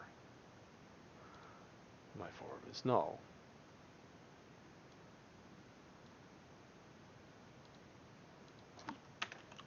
So, just to confirm, My form is null. It is null.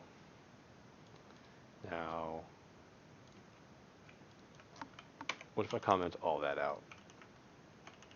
My styles are still broken. Did I mess up my styles somehow? Something seems weird. Oh, it's probably because I changed the ID. The actual IDs, that's what all the styles are tied to. That's why. Of course. Of course. Okay. Yep. So, is it not socket on? Yep, socket on.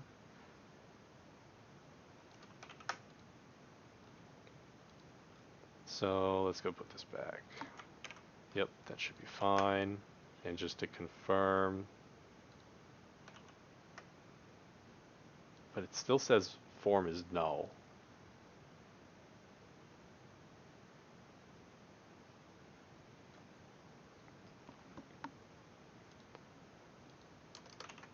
Okay, well there's our on. Now the only thing I can think of is like, uh, maybe it's because the form hasn't even been loaded yet. Yeah, that's why. I think it actually needs to go at the end because otherwise the form hasn't even been hasn't come out in the HTML yet. I guess I could wrap all of it with like a on document ready kind of call, and then I could put it back up at the top. But whatever, we got we got it working, right? So at least we can. Yeah, cool.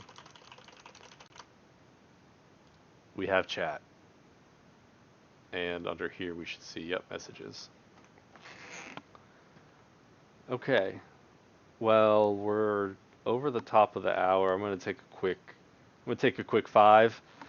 Go stretch and grab some water. I recommend you guys do the same. It's good to stand up and take a stretch. So give me 5. I'll be back, and we'll get back to it. Again, if anybody wants to come hang out, we're in Discord. We're in the Discord chat. I expect some more people to join later, but if you want to come chat and hang out, come join our voice chat. Otherwise, I'll be back. Give me 5.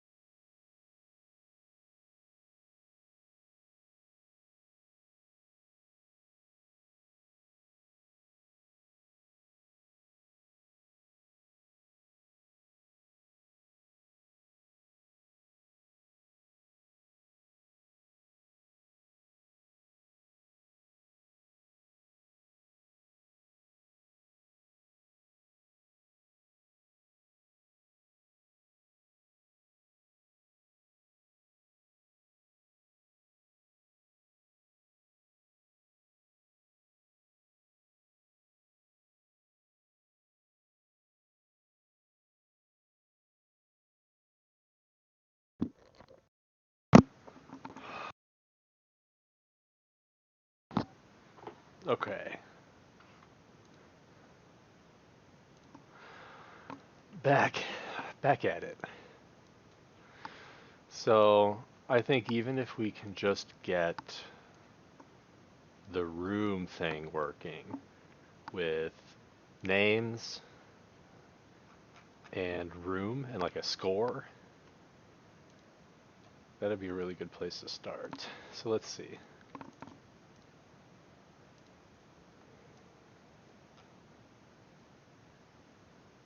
So I want to read more about this rooms feature they have. You can fetch the rooms the socket was in. That's on disconnecting.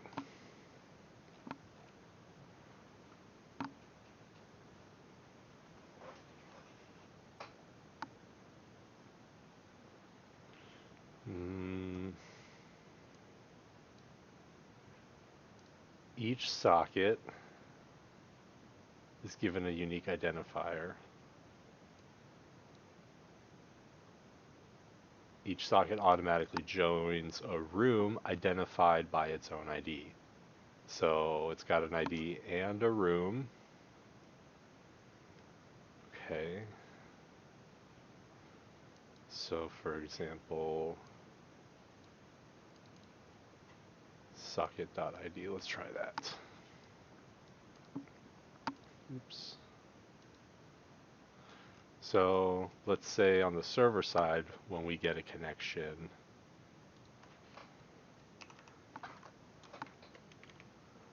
let's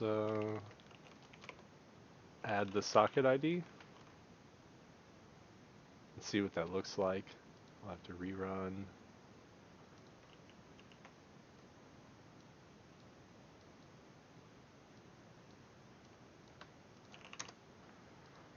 Okay, a user connected, IRCY. I cry. Okay. Okay, cool. So that's what a socket ID looks like.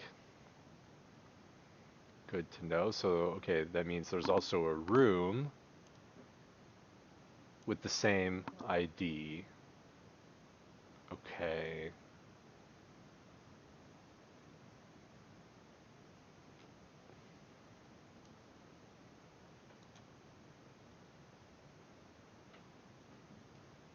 Okay, so it's got to join a room. So whenever someone lands on the page, it'll create the socket IO connection, but it'll wait for them to join a room. So if we join a room, you can broadcast to the room.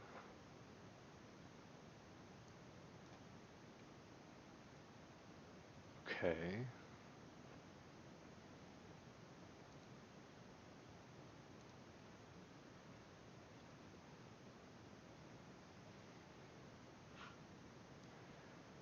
That makes sense then. So the server just needs to be in charge of actually having something like a list of rooms.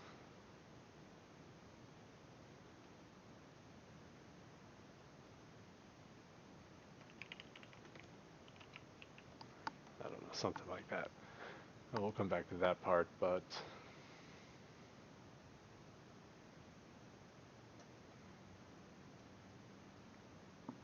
okay. Let's go back to that UML diagram for a minute. Get our bearings. Now that we've got some basics, where were we? Not Jackbox games. Wait. First I have to open the UML, which is just a jar.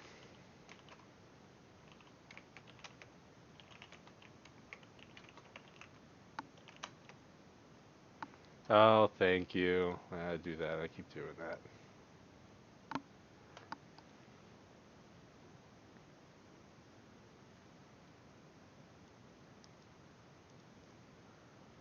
Okay.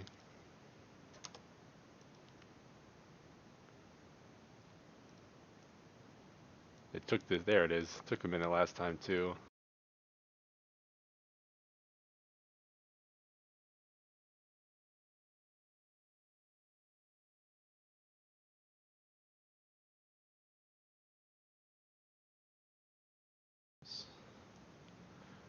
Okay, open, not Jackbox games, architecture. So,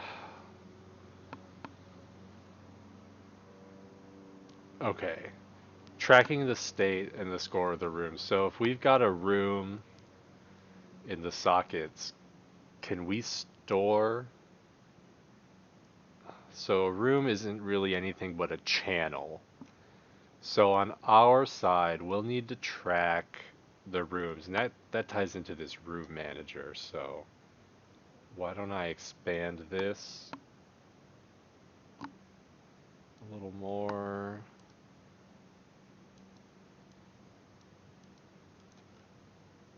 Oh, this is it. I think it's thinking.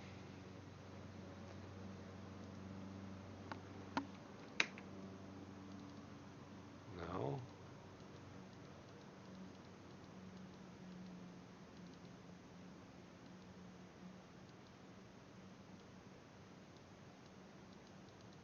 Yeah, it's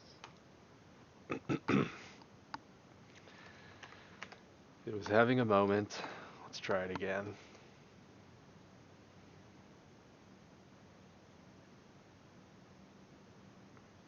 Okay. Recent. I want to expand. Drag. Expand. Okay.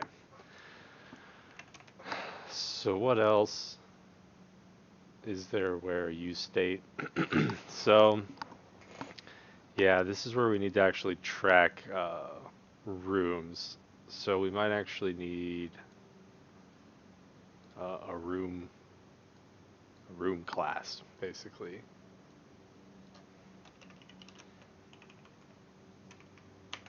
This is like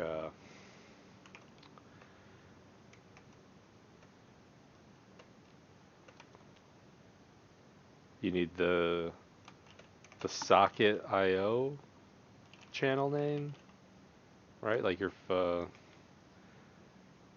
I guess you can call those whatever you want.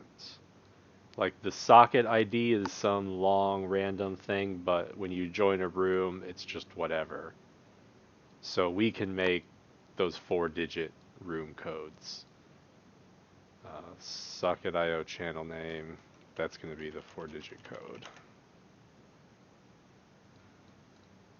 I guess it's not just the socket IO channel name, it's just the room code, the room code slash name. Okay. But then we also need to track of the players, right? Which is actually going to be like an array of the sockets. So for whenever we get a socket connection and then that client joins the room, we'll add them to that room. There's also going to be, well, I guess players is going to be more than just a socket too, right? Because a player is going to have a name and stuff associated with it too. So a player is actually going to have a socket ID, maybe even the socket itself. We'll track the sockets.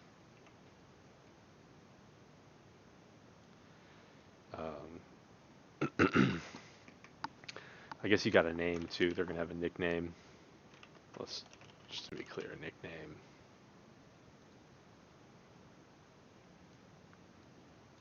And then this will be basically an array of players.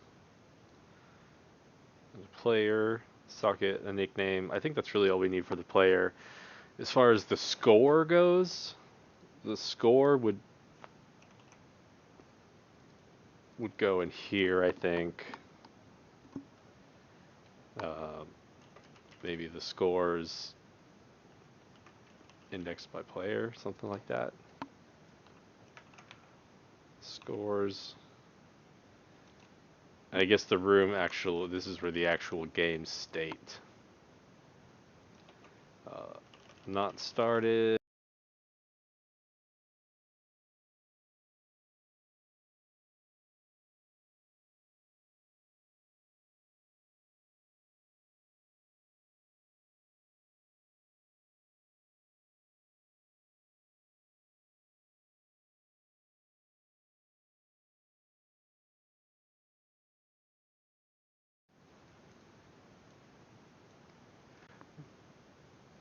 Okay, so in the room we're gonna have things like players, list of the players, the scores, which I guess we can index kind of by the player name, and then the game state, like is the game started, is it in progress,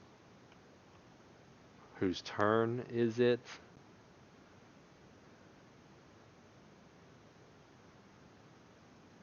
I think that's some of the main stuff. The player, so we don't need to track the score on the player. The score is going to be tied to the, it's a game or a room. We call it a game room. To be more clear, it's not just the room, it's really about the game. Uh, and the room code, which is, let's just say this, the room code is also the socket channel name. Or so they call it the room. They call it the room in sockets, so uh, I guess room name is fine, but I do want to be explicit here. So this is the 4-digit code and the socket channel name.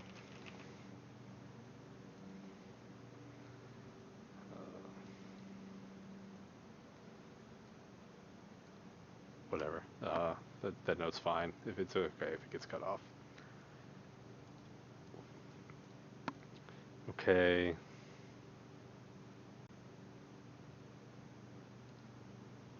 I think that's good. Um,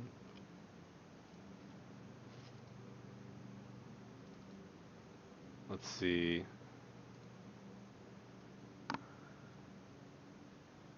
So at this point, we probably need to start figuring out.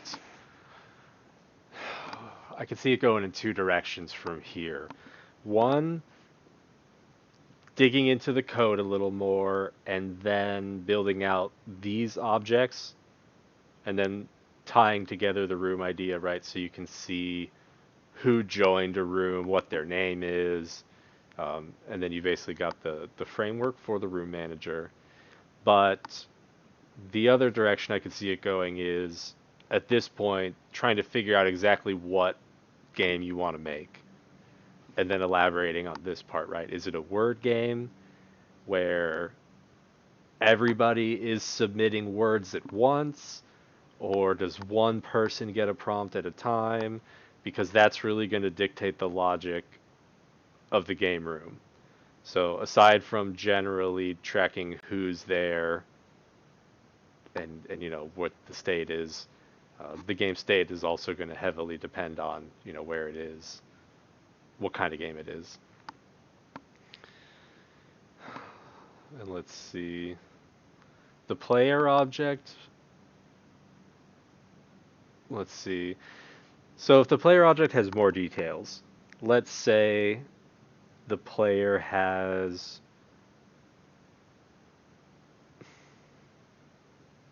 I guess it falls under score. I'm thinking like, what if uh, the player has acquired points? Not points, but let's call it achievements. Let's say they've earned random achievements throughout the game, medals or bonuses.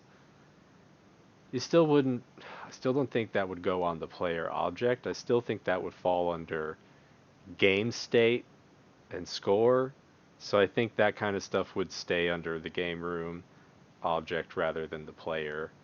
I think the player is kind of a dumb object that really just tracks their client connection and their nickname. Everything else is managed by the game. Now I wonder if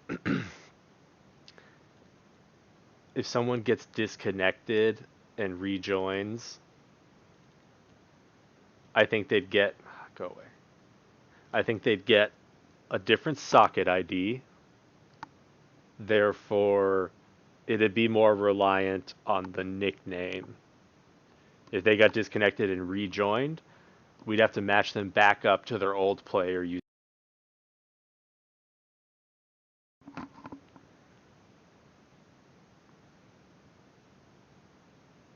because the socket ID is going to change. Let's say their browser crashes. And this happens with the Jackbox games. I've noticed a lot where you'll hit the button to submit an answer, and it'll just spin and it won't go through and it never picks up. So you have to refresh your whole browser page and click the login button again to get back into the room and basically resubmit your answer because it didn't go through the first time. So if you refresh your page and you're getting a new socket ID, you have to use the nickname. But I guess that brings up the one issue of if somebody else joins and uses your nickname, what happens? Can they take your spot? Do you just have to coordinate? Because you're only playing with like 8 people max normally. So do you just trust them not to take your name? I think that's how it's gonna have to be. Okay. So we've got a little more definition to our structure and our architecture here. In the game room, I guess I should also emphasize that this is where all of the game logic uh, goes. Hey, Heresy's Guild. Yeah, it's not when I shift my microphone. It's because I don't have any audio coming through. It quits. And I can fix this. Watch. Um, I think I forget it. So I put a lot of stuff in my wiki. Now, I think it's just under other. If I look for beep. No. There was a beep. Yeah. I think I can do this. It'll play a little terminal beep. Oops. Yeah, do you guys hear that? Okay. Now, watch Edition 60. There. I think this will now every 60 seconds do a little beep, and it'll keep my audio headset from going to sleep. It doesn't care that I talk into it. It's like, oh, cool, I'm recording audio, but you're not listening, so you must be AFK, and you don't have any audio playing anyway, so I'm going to shut down. I'm using a Logitech headset, and I really like Logitech stuff. It's never let me down. I've had mice and keyboards die and fail over time, but Logitech stuff lasts forever. I've never had one need to be replaced. It just gets replaced over time when there's cool new versions out, but even then. Oh yeah, I think it was Luke Smith who showed me that. I looked for one of those keyboards with the belly button mouses like the laptops have, the touch joystick. Unicomp, that's what it is. And then I discovered that they have they have one. This one company sells it. Yeah, this one. And I got this thing, and you see the mouse buttons here. This turned out this was a piece of crap in some regards. The mouse part was terrible. And I think I even remember Luke Smith saying, I think something's wrong with mine because when I push it up and to the left, it moves much slower than when going in any other direction. And mine does the same thing. And I realize it's not a defect or anything, it's just bad design. When you push it up and left, the G key is in the way. So it's just the freaking keyboard in the way of itself. And there's really nothing you could do about it except maybe file down your G key or something. And these things, this is there's like a 5 pound trigger push on them. They're just, you have to push really hard on them. So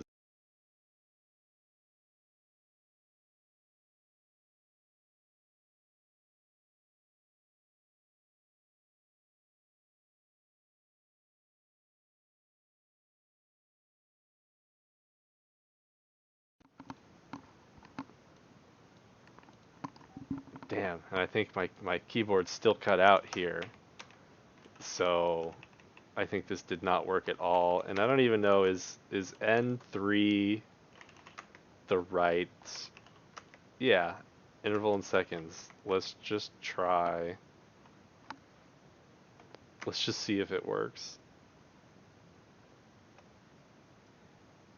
I don't hear it beeping. It's like it's running it in the background and not working. Let me see. Play audio command line. What is it? MPEG 123. Let's go on a quick side mission. I could just play some music or something, but actually, you know what? There is some uh, Creative Commons music out there that's really good. Last time people complained the music was too loud, but I'll put it down to like 1%. Actually, you should listen to this song. It's actually really awesome. So let's have a listen party.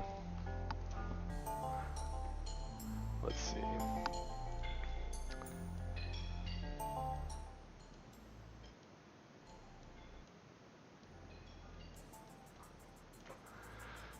Okay.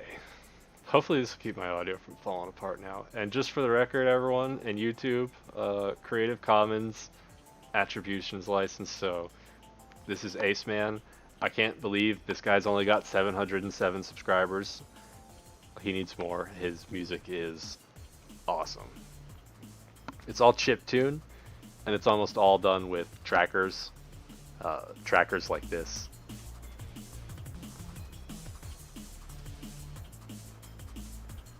Okay. Let's see. Here's the chorus.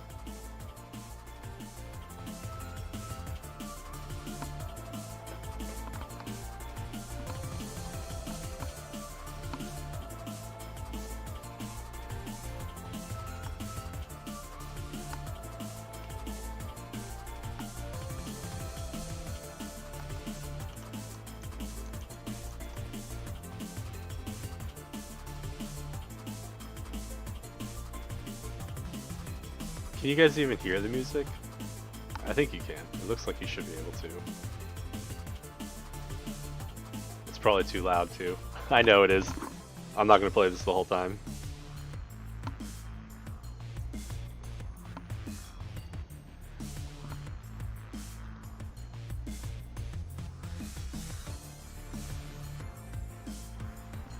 I'm just browsing through the Hackbox code to get a little more reference now that we've seen the socket emits and on. Let's see how they do the join room and stuff.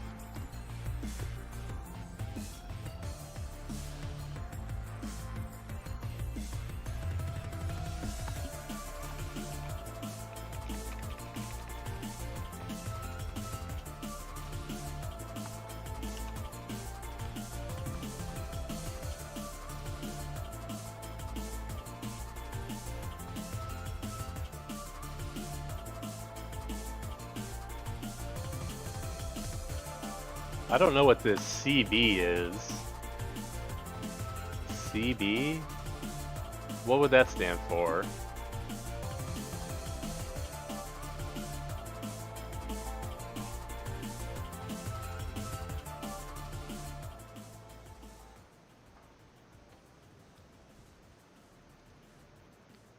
trying to figure out what the CB stands for. And where it's coming from. Because, well, that would mean it's a function. It's passing a function.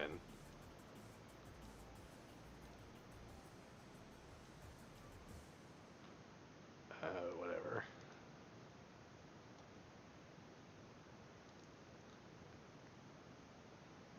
Yeah, so Ace Man. I think this guy or girl, I don't know. It says Ace Man, right? Most of the music I see them doing comes out of competitions. It's like it'll be a competition. Oh, thanks, Kazang. CB callback, of course. Callback, that makes sense. Okay. Um, and I don't know where this person finds all these competitions for chiptune music, but I also see him collaborating with people too. And again, it's all tracker-based chiptune stuff. So, and my browser froze up. That's what happened here.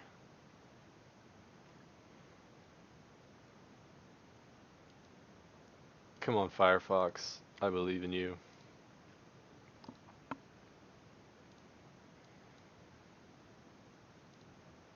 So, while my computer is unfreezing, have again, I guess, well, I don't know who's still here, but who has or hasn't played Jackbox games before? If you have played, which games did you like playing? Because there's drawing games and there's word games and there's different ones. And so part of what we need to do is decide on a game to build. And uh, the framework that we found, the Hackbox, that one used, what was it? It had a Boggle demo. So if nothing else, we can do the same kind of thing, Boggle. And if you've never played Boggle, let me show you Boggle real quick. Basically with Boggle, you shake up you shake up the letters, and then you have a timer, and then you have to create words. You have to create words. So it's like pig, pig, and you have the letters have to be connected. Pin, pin, pint, pint, uh, pine, pine. So you've PAF, you have to find words, cop, COP, cop, things like that. So that's Boggle. So if nothing else, we can make a game like that. You just find as many words as you can in the letters. If you've ever watched King of the Hill too, uh, Peggy Hill's the Boggle champ. Okay, I think I need to play some more music or my microphone's going to cut out again. So I wanted to show you some more Ace Man because his stuff is awesome. And what's also cool about some of the music is like this one. I'm pretty sure he collaborated with a group of other people, and this is actually an SNES ROM. So this is not just a song, it's actually a game in the sense that like it's drawing the art, it's running in an emulator as an actual Super Nintendo game, but the game is like the music video basically. So it's pretty cool some of the stuff they do, and it's got like a visualizer too. So this is something that theoretically you'd pop in a cartridge into your Super Nintendo, and this is the game that would play on your TV. And all the stuff is open. Yeah, Creative Commons attribute, so it's okay if I play this. And you can actually download the ROMs and stuff, so all their stuff is really open, which is cool.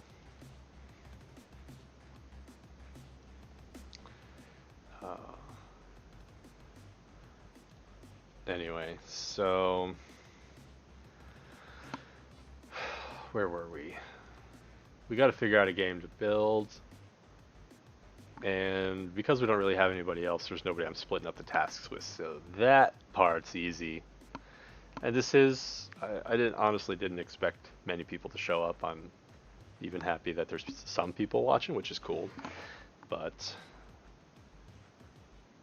this one was also partially about figuring out the logistics of the streaming and everything. But I do hope to have some more quote unquote hackathons in the future where we get some more people involved and plan it out a little better. And in this case, I'm not going to build this whole game today probably. So next one might just be a continuation of this after, letting the idea incubate some more and talking with some other people, getting some more ideas, picking a game. But getting the framework started is good. I think even just the UML stuff we did, if I can pull, let's see, jar. Nope. Okay.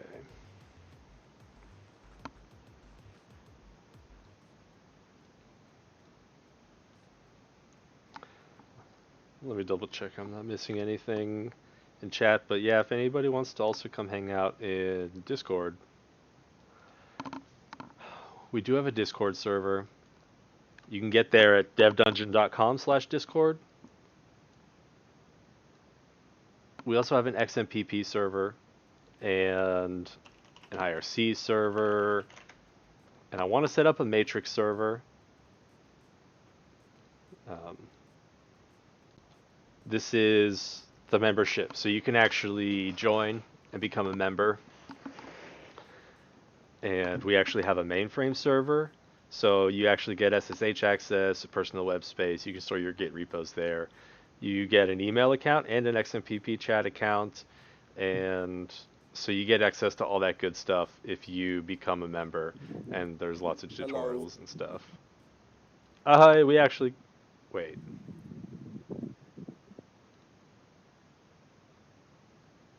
Hello. Hey, Vivek, what's up? Oh my god. I am seriously a real big fan of yours. Like, seriously. I love your live streams. I usually watch them again and again. Nice. By the way, this is streaming too. It's streaming the chat too, so just FYI, people will hear you chat Yeah. too. Oh, nice. I just saw it the stream on YouTube, then I just joined. Cool. Yeah, I think we've interacted a little bit um in comments and stuff, but Yeah. Yes, yes. Like, awesome. seriously, I really appreciate that you're putting the videos. Like, they really helps me, especially the one that you put, like, how to learn a new programming language. That was like the first video that I really liked, and like the thing that you were talking about, like how to learn a new technology, that was really great. Now I actually use it a lot. Are you talking about the cookbook method? Yes, exactly. Yeah, the Yeah. cookbook method. Yeah, this is something I do a lot myself too, and I was actually just looking Yeah. around the other day and I found Hmm. a bunch of people who had made their own versions. Oh, nice. Yeah, where are we? I and bet I bet I even and have. also, like when you live stream and at the same time you're trying to learn a new like technology, so like the way you take the steps, right, the way you like take a markdown file and or rst file and then put the content in it, like that is like so cool. I like actually learned a lot from those streams. Awesome. I'm glad to hear that. Yes. What kind of programming are you into? Okay, so I mostly do backend development, but now I'm moving towards the blockchain development. So I recently gave a hackathon. It ended today. So I was basically learning the blockchain development, like DApp development on the Tezos blockchain. So I was learning about SmartPy and how to deploy contracts and interact with it using some JavaScript libraries. That's cool. Yeah. Yeah, that sounds fun. So what about you? I do a little bit of everything these days. the direction I'm trying to take things now, and this is, for everyone watching too. Um, Before, I was just doing a lot of tutorials and learning kind of for the sake of learning. And that's fun. It's fun to explore and learn stuff, but ultimately there was not much purpose to it.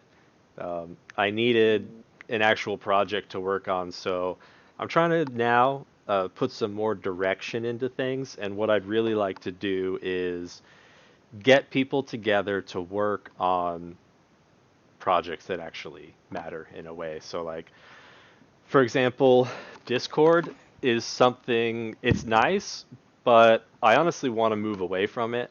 I don't like that we have to use their one proprietary client and the company can do whatever it wants and they could change their model at mm, any time. And so I want to move to XMPP, but it's hard to get everyone to move. I've had the server up, but not many people use it. And so I think that's because there's not a really good client that, is as good as Discord. So stuff like that, maybe actually getting people together to work on an XMPP client in Electron oh, that, rivals Discord so that people will actually won't mind switching. yeah, that's actually a really great idea. We should. I actually love open source software, and because like I avoid proprietary software as much as I can, but sometimes there are cases.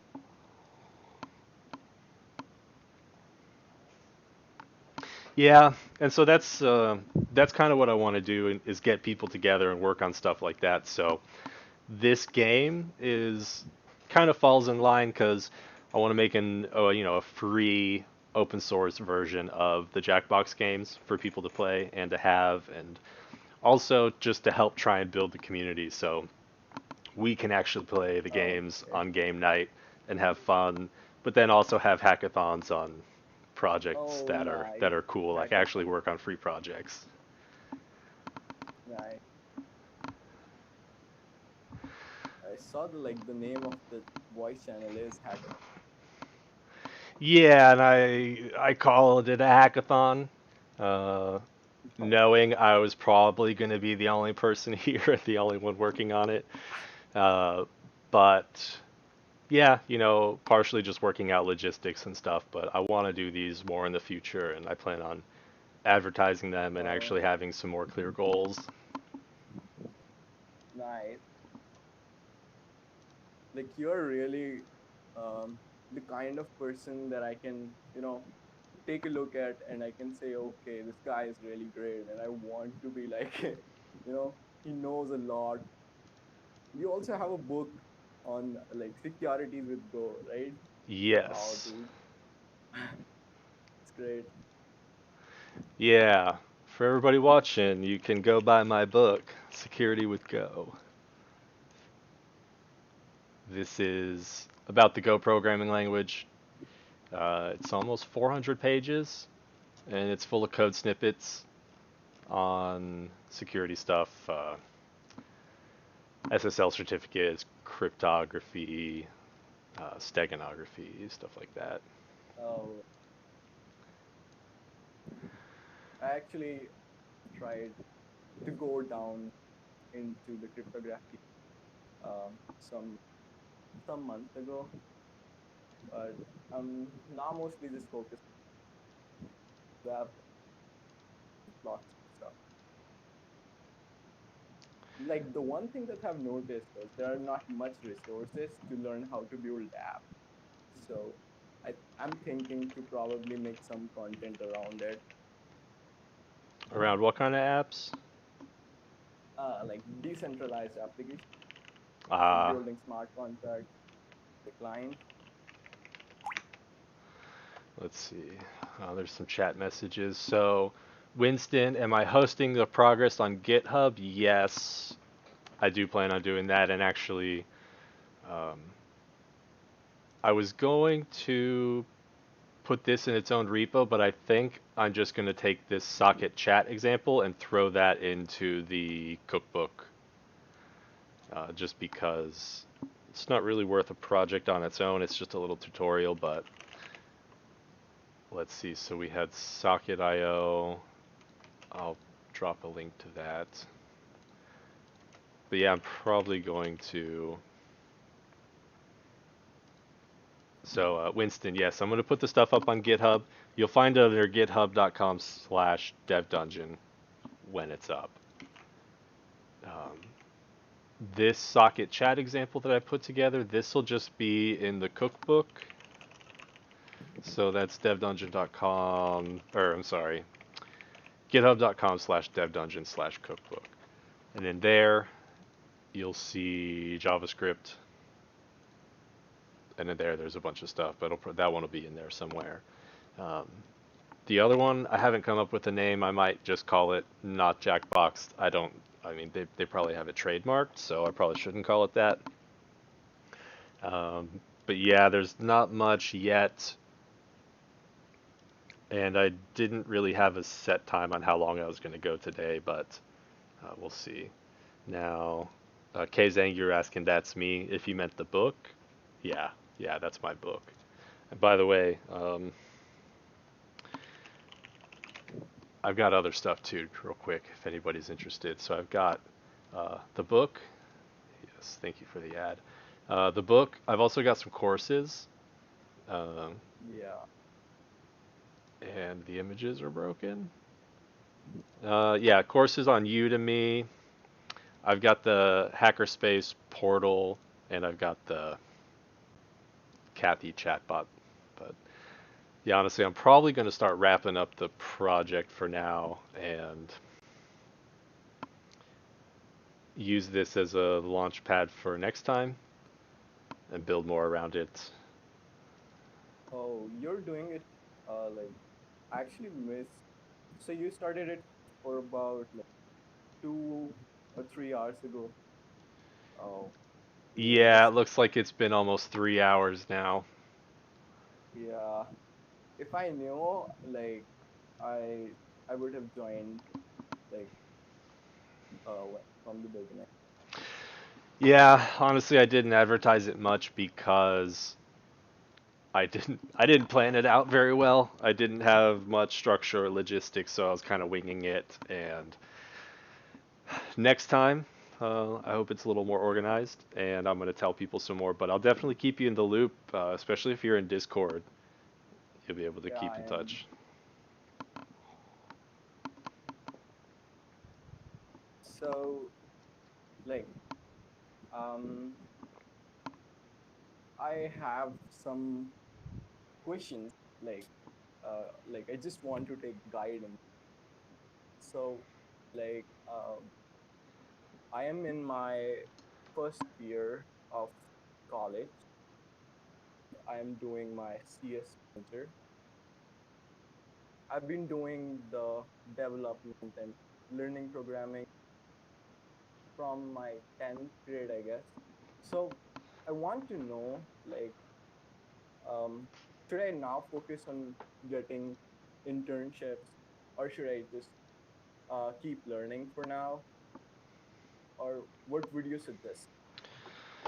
If you can find an internship, I say take it.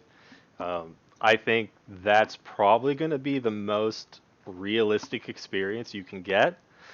And when you're first out of school and you have no job experience, that's going to be one of the hardest times trying to find a job because you don't have any real world experience. You only have your education to go on.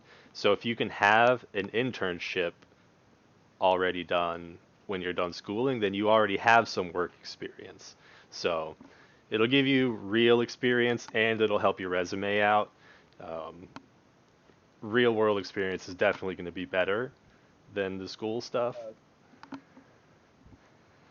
One more thing. So like there are most of the students like actually focus a lot in that portion, like competitive programming, like where they basically compete on the like websites like Bootstrap and HackerRank. So I am more into the like the development. So is it really necessary to do a lot of DS and Algo? Not really. Um, I I've done some of them here and there. Some of them are good. They're good practice, but there's two kinds that come to mind. There's the competitive programming ones where you're actually competing against a bunch of other people kind of live in real time.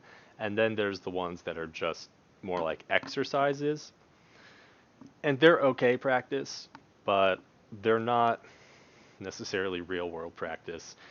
A lot of them are focused on algorithms, real heavily on, you need to sort these things in this order, and but none of these two can be Yeah, next to each other and stuff like that. Like they're good exercises for thinking through that stuff, but it doesn't help you with big picture architecting a project and actually packaging and testing and stuff. It's very focused just on that narrow aspect of algorithms. yeah. And the other question that I have is like I want to um, be like really active in open source communities. I want to like start contributing on projects. So the one problem that I face is understanding the code bases. So like any large project or maybe like the medium project on GitHub, it's like it's so frustrated to like start and basically get to that point where you can actually look into issues and you know where to look, where do you have to. So Yeah. how should we so how should So I do? exactly what you're saying is the reason I'm trying to go in this new direction with the hackathons and stuff, because I was in the same boat myself where I was really enthusiastic about the free software, but I didn't really know how or where to actually apply those skills. And so my suggestion would be hang out on Dev Dungeon more. That's my best advice right now, because what I want to do is actually do that. I want to provide my experience and my mentorship to people like you who want to help out but aren't really sure. So I kind of want to help get everyone together, give some direction, and also provide that mentorship and like how get you on board and figuring out how to help and stuff. But I want to find cool projects that actually matter and further free source. So uh, stuff like the XMPP or RSS feed related stuff that'll help us get off Twitter and things like that. oh yeah, that's really cool. And I will like really want to participate and I will be active now a lot more on your server. So And well, for anybody else too, aside from that advice, my experience with contributing to open source has been more practical. Like I don't go out and look for somewhere to contribute. It'll kind of happen where I'm using a project and I'm trying to do something and I go through the documentation and there's nothing on that topic, or it's missing an important piece. So my contribution is just uh, an extra paragraph to the documentation that explains something in more detail. It's usually something small like that, or a bug, oh, a small bug. Yeah, most of my contributions have always been very small ones like that, not like getting involved as a project maintainer. You can always go through the bugs, the issues, and see if there's anything you know how to fix. A lot of times you'll just need to talk to the project maintainers. Sometimes they'll organize bugs by easy ones so new people can start, but otherwise you really need to talk to someone who knows the code and kind of get some guidance through it. It is really hard if you're just trying to do it yourself, especially if it's a huge project. yeah. So another question. So what are your views on fast API? Is it going to replace the existing web frameworks in Python in the future? Which one? I'm not familiar with the one you Fast said. API. Flask? fast API. Fast API. This I think I saw this term floating around, but I haven't looked it up. Fast API. Yeah. Let's see. I'm pulling it up now. Um, Fast API is a modern web framework for building APIs. Okay, so I'm guessing it doesn't have anything related to templates or Yeah. rendering, and so it's mostly just for API. API. Uh, I don't I guess know. it's I don't built on top of Starlet. on top of curl. Starlet. Starlet. Oh, yeah, I'm not familiar with that one either. I don't know. I mean, this page looks nice. You know, it looks like it's pretty well documented, which is an important feature. Yeah. But no, I'll have to check it out. Don't know much about it. At this point, I wouldn't say it's going to replace anything. If I had to guess, it might take some market share from Flask, because Flask is probably the easiest way to get a little API running. So this might be Yeah. better there.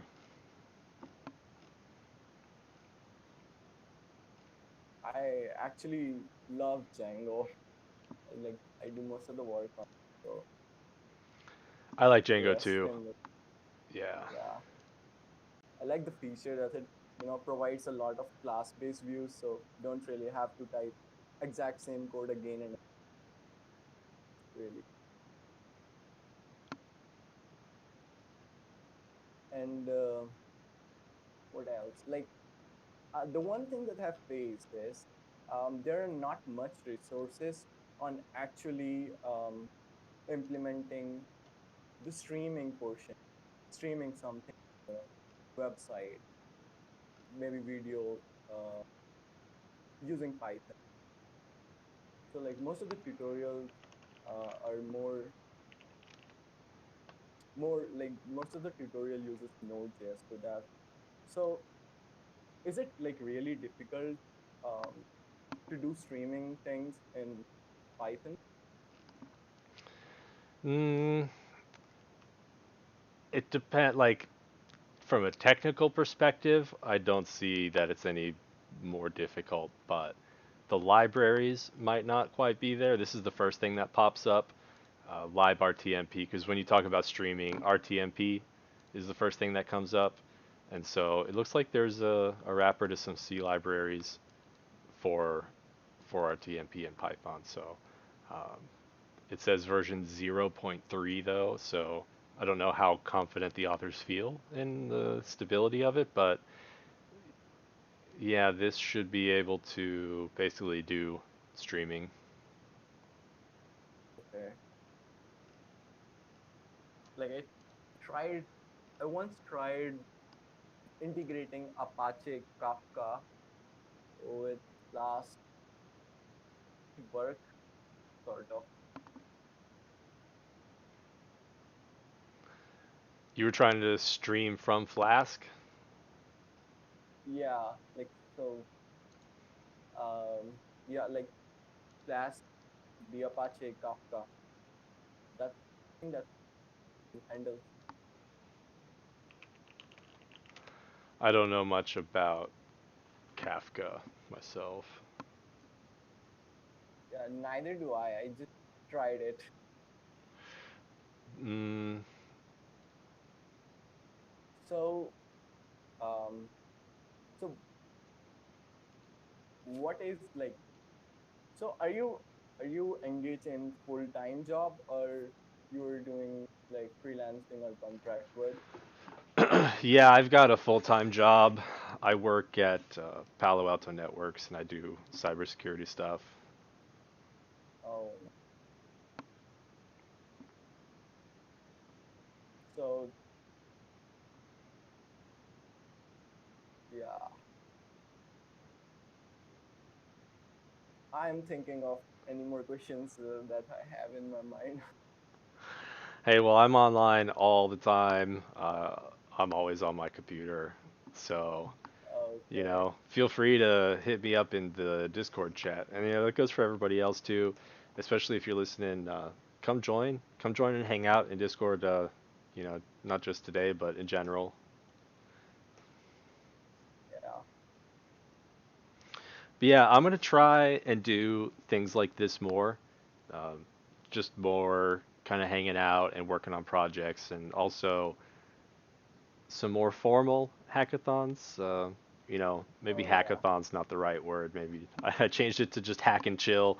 So maybe just more nights like this. I also want to have a game night, kind of like with these Hackbox games, like a Jackbox game. So maybe once a month doing an event and kind of rotating between a game night and a coding night and things like that. That will be awesome. So yeah, that's kind of what I'm hoping to do.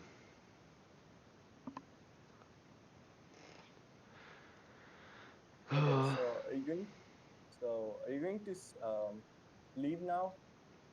Probably in a few, um, unless you had any more questions or anything. Yeah, I'm thinking. So, are you still streaming?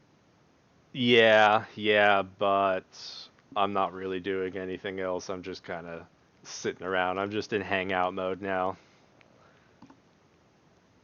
Okay. So,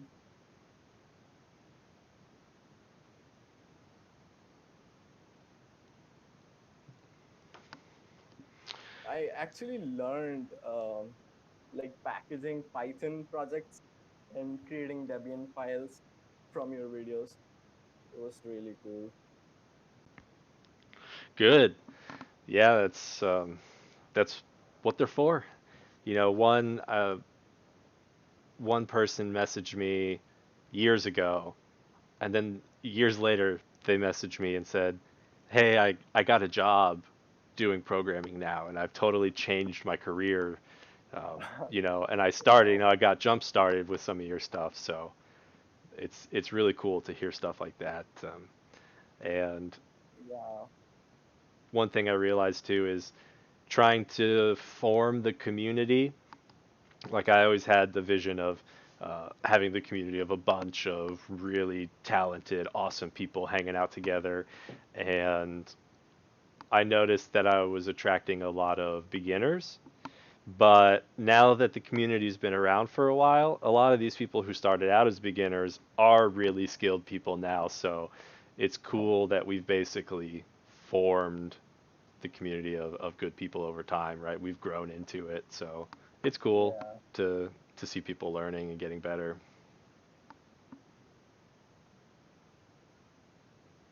So, so what are your views like Vue.js versus React.js?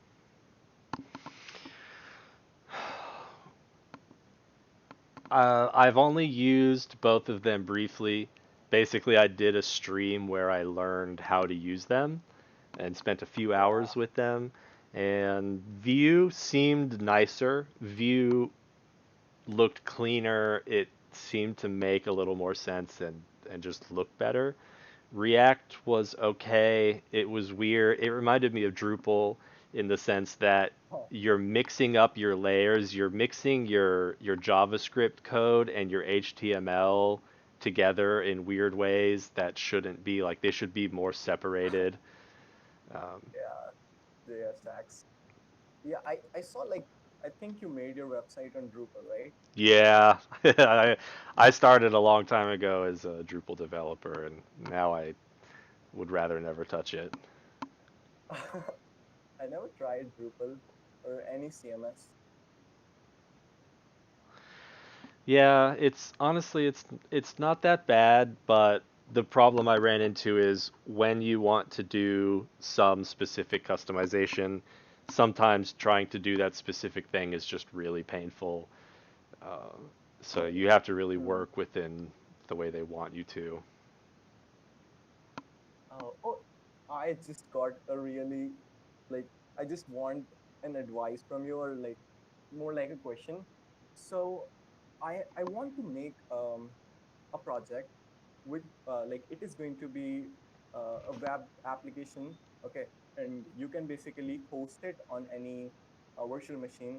And what it gives you is it will give you the ability to uh, manage the database containers. So basically, we will have a sort of form where you can fill some details, and when you hit enter, a new Docker container will be started, and basically it will pop up a Postgres SQL instance or MongoDB instance.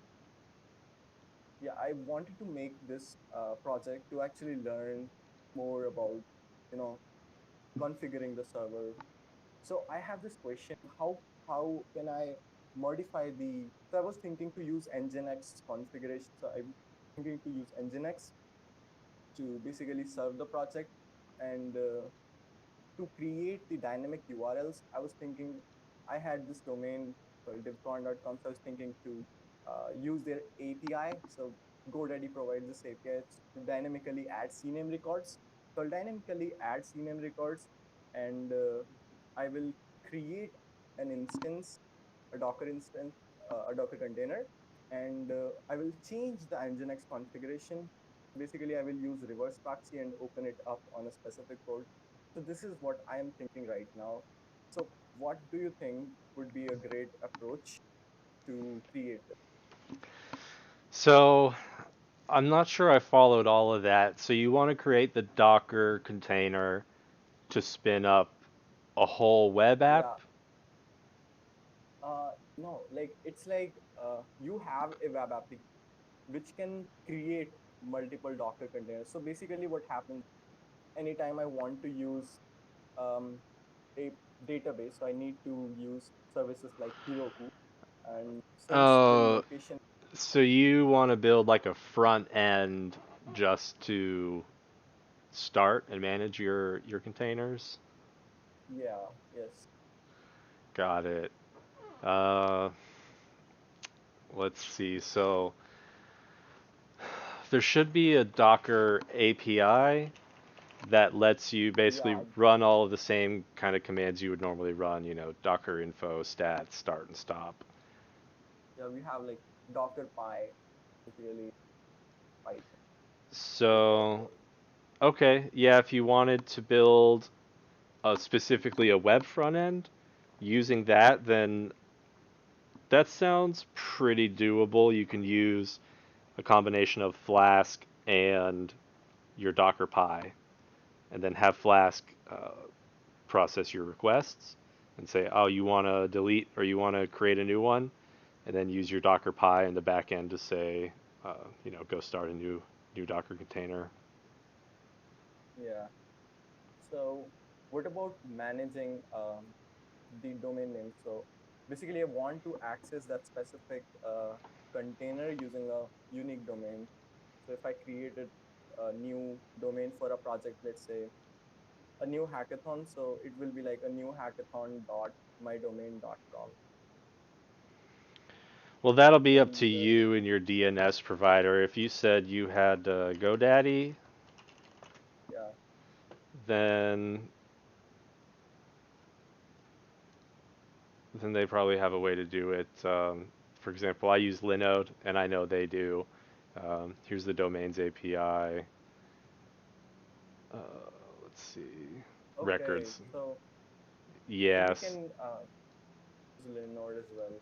So basically, I will transfer the to Linode Well, and I mean, you can do it here with GoDaddy, it looks like. So you just call their domains records or whatever. So you could just use something like requests to make your HTTP calls to update your yeah, DNS records. yeah. So and how can I dynamically change the Nginx configuration or basically add more Nginx? So like on Debian, what it'll do Yeah, yeah. is, let's see, let me install it real quick.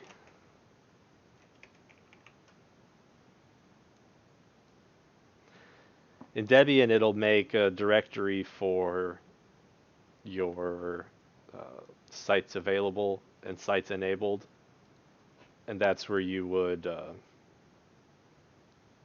a separate file. Okay, so will is it going to be a good idea to basically create a new Nginx configuration in my sites available directory and then create a symlink in enable? So yeah, normally we do this way, but when I was doing some research, I I think I found something like Nginx reverse proxy container. I don't really get it, but it was like a container which can manage other uh, Docker container. I didn't get the that was the problem. I think I will try to create from this scenario. Like basically, I will add a new configuration file in the sites available directly and symlink it. I think it will probably work. Yeah, you'll just need to also, I think, reload or Oh, restart, so it pulls it in. But yeah, that should do it. Um, okay. oh, let's see. So Hold on, I got a chat question here. Is it possible to install and use PostgreSDB on WSL? Yeah, it should be. I haven't managed to install it, although Postgres on Windows works well. Yeah, I don't see why not. I'm pretty sure I've used MySQL on. I could try it right now. PostgreSQL 11, 12. Which one is it at now? Yeah, I mean, I think it should work fine. Dodo Quack. Have you tried it? Well, I guess you said you didn't get it to work. Um, not sure why. Unless it's like a system D issue and it's not running system D services. In that case, you might just need to execute it directly because you won't have system D to manage your services and execute it for you. So you may just need to get the server started.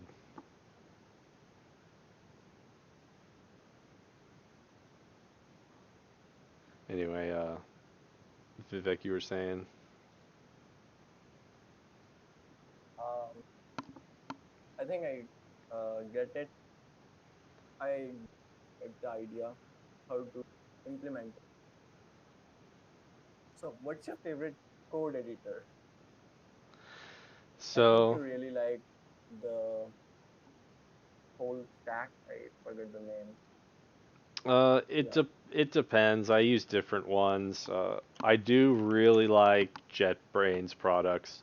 yeah, Um, they're really good. If I don't have access to those, uh, with Java, NetBeans, I like NetBeans a lot. It works well.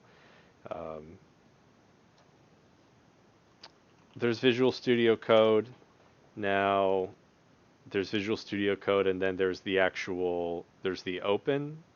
open source one called OSS Code. Um, yeah. I've been meaning, I kind of want to do a video on this topic, but like Visual Studio Code, they say free, built on open source. But you know what also is an accurate statement? VS Code is neither free nor open source. And it's just, they play on words here because, like, it's free in the sense that it doesn't cost anything. And they distinguish, they say built on open source because it itself is not open source. Like, uh, there is the open source version, which is the core, but their version, Okay. it has a bunch of proprietary stuff put onto it. And if you go, they have a bunch of rules around it too, where they say, like, if you build the open source version, you're not allowed to use their marketplace. So you're not allowed to Oh, install any of their plugins. So it's like, yeah, if you actually want the plugins and this and that, you have to use their proprietary version. And so uh, a lot of people don't yeah. realize that the core of it is open source. It's built on open source, but it itself is something different. they're playing. Yeah, and I have some notes somewhere. I don't think I made a video on it yet, but on how to build it from source. And Oh, that's going to be a really nice video. it's pretty easy. I mean, they even do provide the instructions for it. But yeah, see, they call it code-oss, not Visual Studio Code. That's Visual Studio Code is like the Microsoft product. Uh, this repository, Code OSS, is where we, Microsoft, develop the Visual Studio Code product together with the community. And I give them credit for open sourcing this, but I honestly think the only reason it is still open source is because they bought GitHub and it was already under that license. So I think there was something that, basically made them keep it that way. So anyway, but yeah, building it from source is not too hard. It's just basically a yarn. The hardest part is just installing all of your dependencies, and it tells you right here basically what you need. So you sudo apt install all of this stuff, and then you just run yarn wherever it is. Yeah, yarn. You literally just run yarn, and it does everything. It builds it. There's another one called Code Server, which is like Code Server, but you can actually install it on a virtual machine, and it's pretty fast. Yeah, It's I had actually someone do that with the lab machine. So the oh like if you're a member and you've got your SSH account to our server, we have some people that actually have run a hosted version of the code server on the lab there. and that's actually pretty fast. So I actively use it just because my laptop is crap. So I use a virtual machine with Code Server. It works pretty well, especially for web projects. Yeah, Kejang saying it turns on telemetry after every update. I didn't know that. So you have to constantly turn off telemetry on your Visual Studio Code. Okay. And then it's all built on Atom. And I think that's where it started when Microsoft bought GitHub. They also got Atom because Atom was the open source editor made by GitHub. Uh, Yeah. and so that's what they built Visual Studio Code on. And I think it's only a matter of time. And I think they're actually already working on it. Someone sent me a link. They're going to integrate VS Code into GitHub. So like right now, you can go into a file that you own and you can click edit, and you can edit right here in your browser. But they're going to include Visual Studio Code. So basically, when you click edit, you've got VS Code. So you've got the whole, your whole IDE Yeah. essentially. They call it code space. Yeah, and one thing I noticed, let's see if I can find some, but I noticed in the JavaScript now, yeah, you can like it actually interprets the code a lot smarter, and you can actually click on it and find references and where it's defined and stuff. So, um, oh, where's that defined? Oh, it's defined in here. Let's jump there. So, uh, I think that's pretty new, but that's really awesome. So you basically got the IDE features right there to navigate code and look around, which is really cool. Yeah. So, have you tried window managers? A little bit. Um, Back in the day, I tried out different ones. Like I tried out OpenBox and Fluxbox was the other one, and they're okay, but ultimately you're setting up OpenBox, and then you're setting up a taskbar panel, and then you're setting up this and that. And at that point, you might as well just use a Hmm. desktop. Uh, Yeah. so if I need something real lightweight, I'll usually go with something like LXQt, which is just kind of a lightweight desktop. And if I've got the power, I'll use GNOME usually.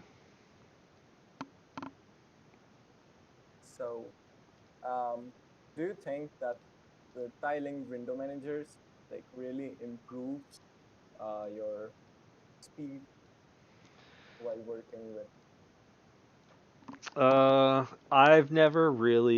I've never used them long enough to really form a judgment there. Um, I would, I'd be skeptical of the people who claim that it gives you like orders of magnitude more efficiency. Maybe it's a little nicer, but I really think the difference is probably not that profound. Yeah, so one thing that I've faced is while using a tiling window manager, like if you're doing web dev, most of the time your hands will be on your mouse. So you're basically checking the website whenever you save, make changes, and you're going to check your website again by trying features. So at that stage, window managers are tiling window managers doing a great job. So I used them for about 4 months, 4 or 5 months, but now I'm back to my ex.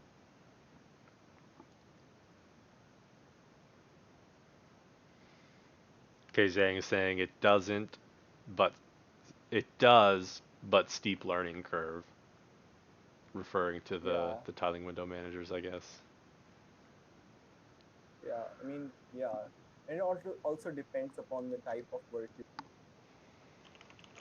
Other than web dev, I think it will because like whenever you use tiling window managers, you will start using the virtual desktop or yeah, virtual desktop actively.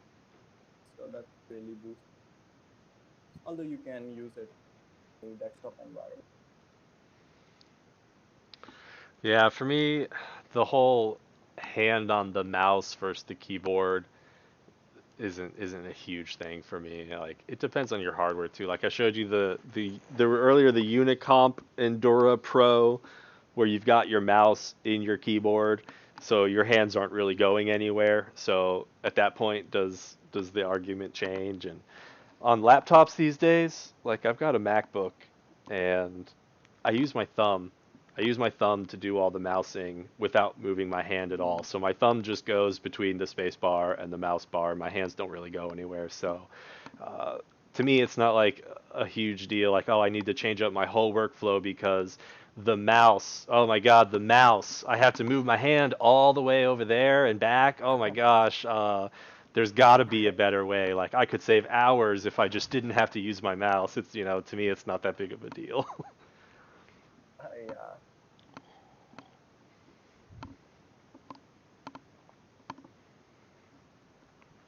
But yeah, I mean, I appreciate the keyboard bindings too, though. I do use them as much as I can, but I'm not as fanatical as some other people. yeah. It's like there are some people, like some YouTubers, like DistroTube.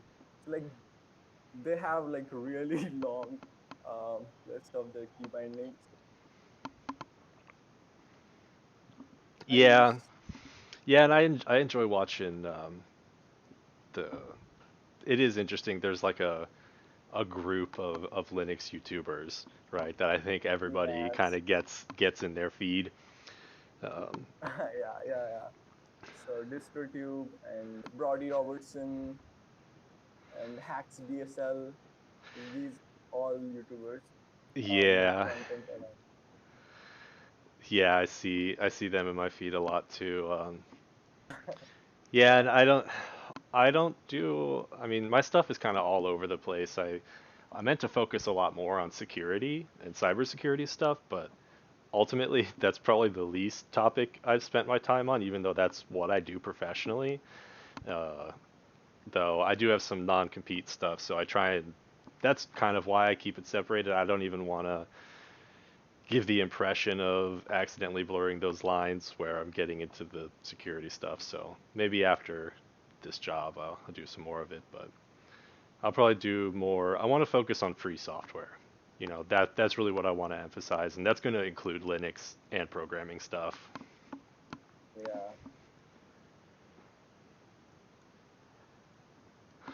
But anyway, I think I'm gonna call it for now. If anybody's watching the stream and you're still around on YouTube, come join on Discord and hang out and chat, and also check out devdungeon.com and my.devdungeon.com, so you can check out the member portal. But otherwise, we'll probably do this again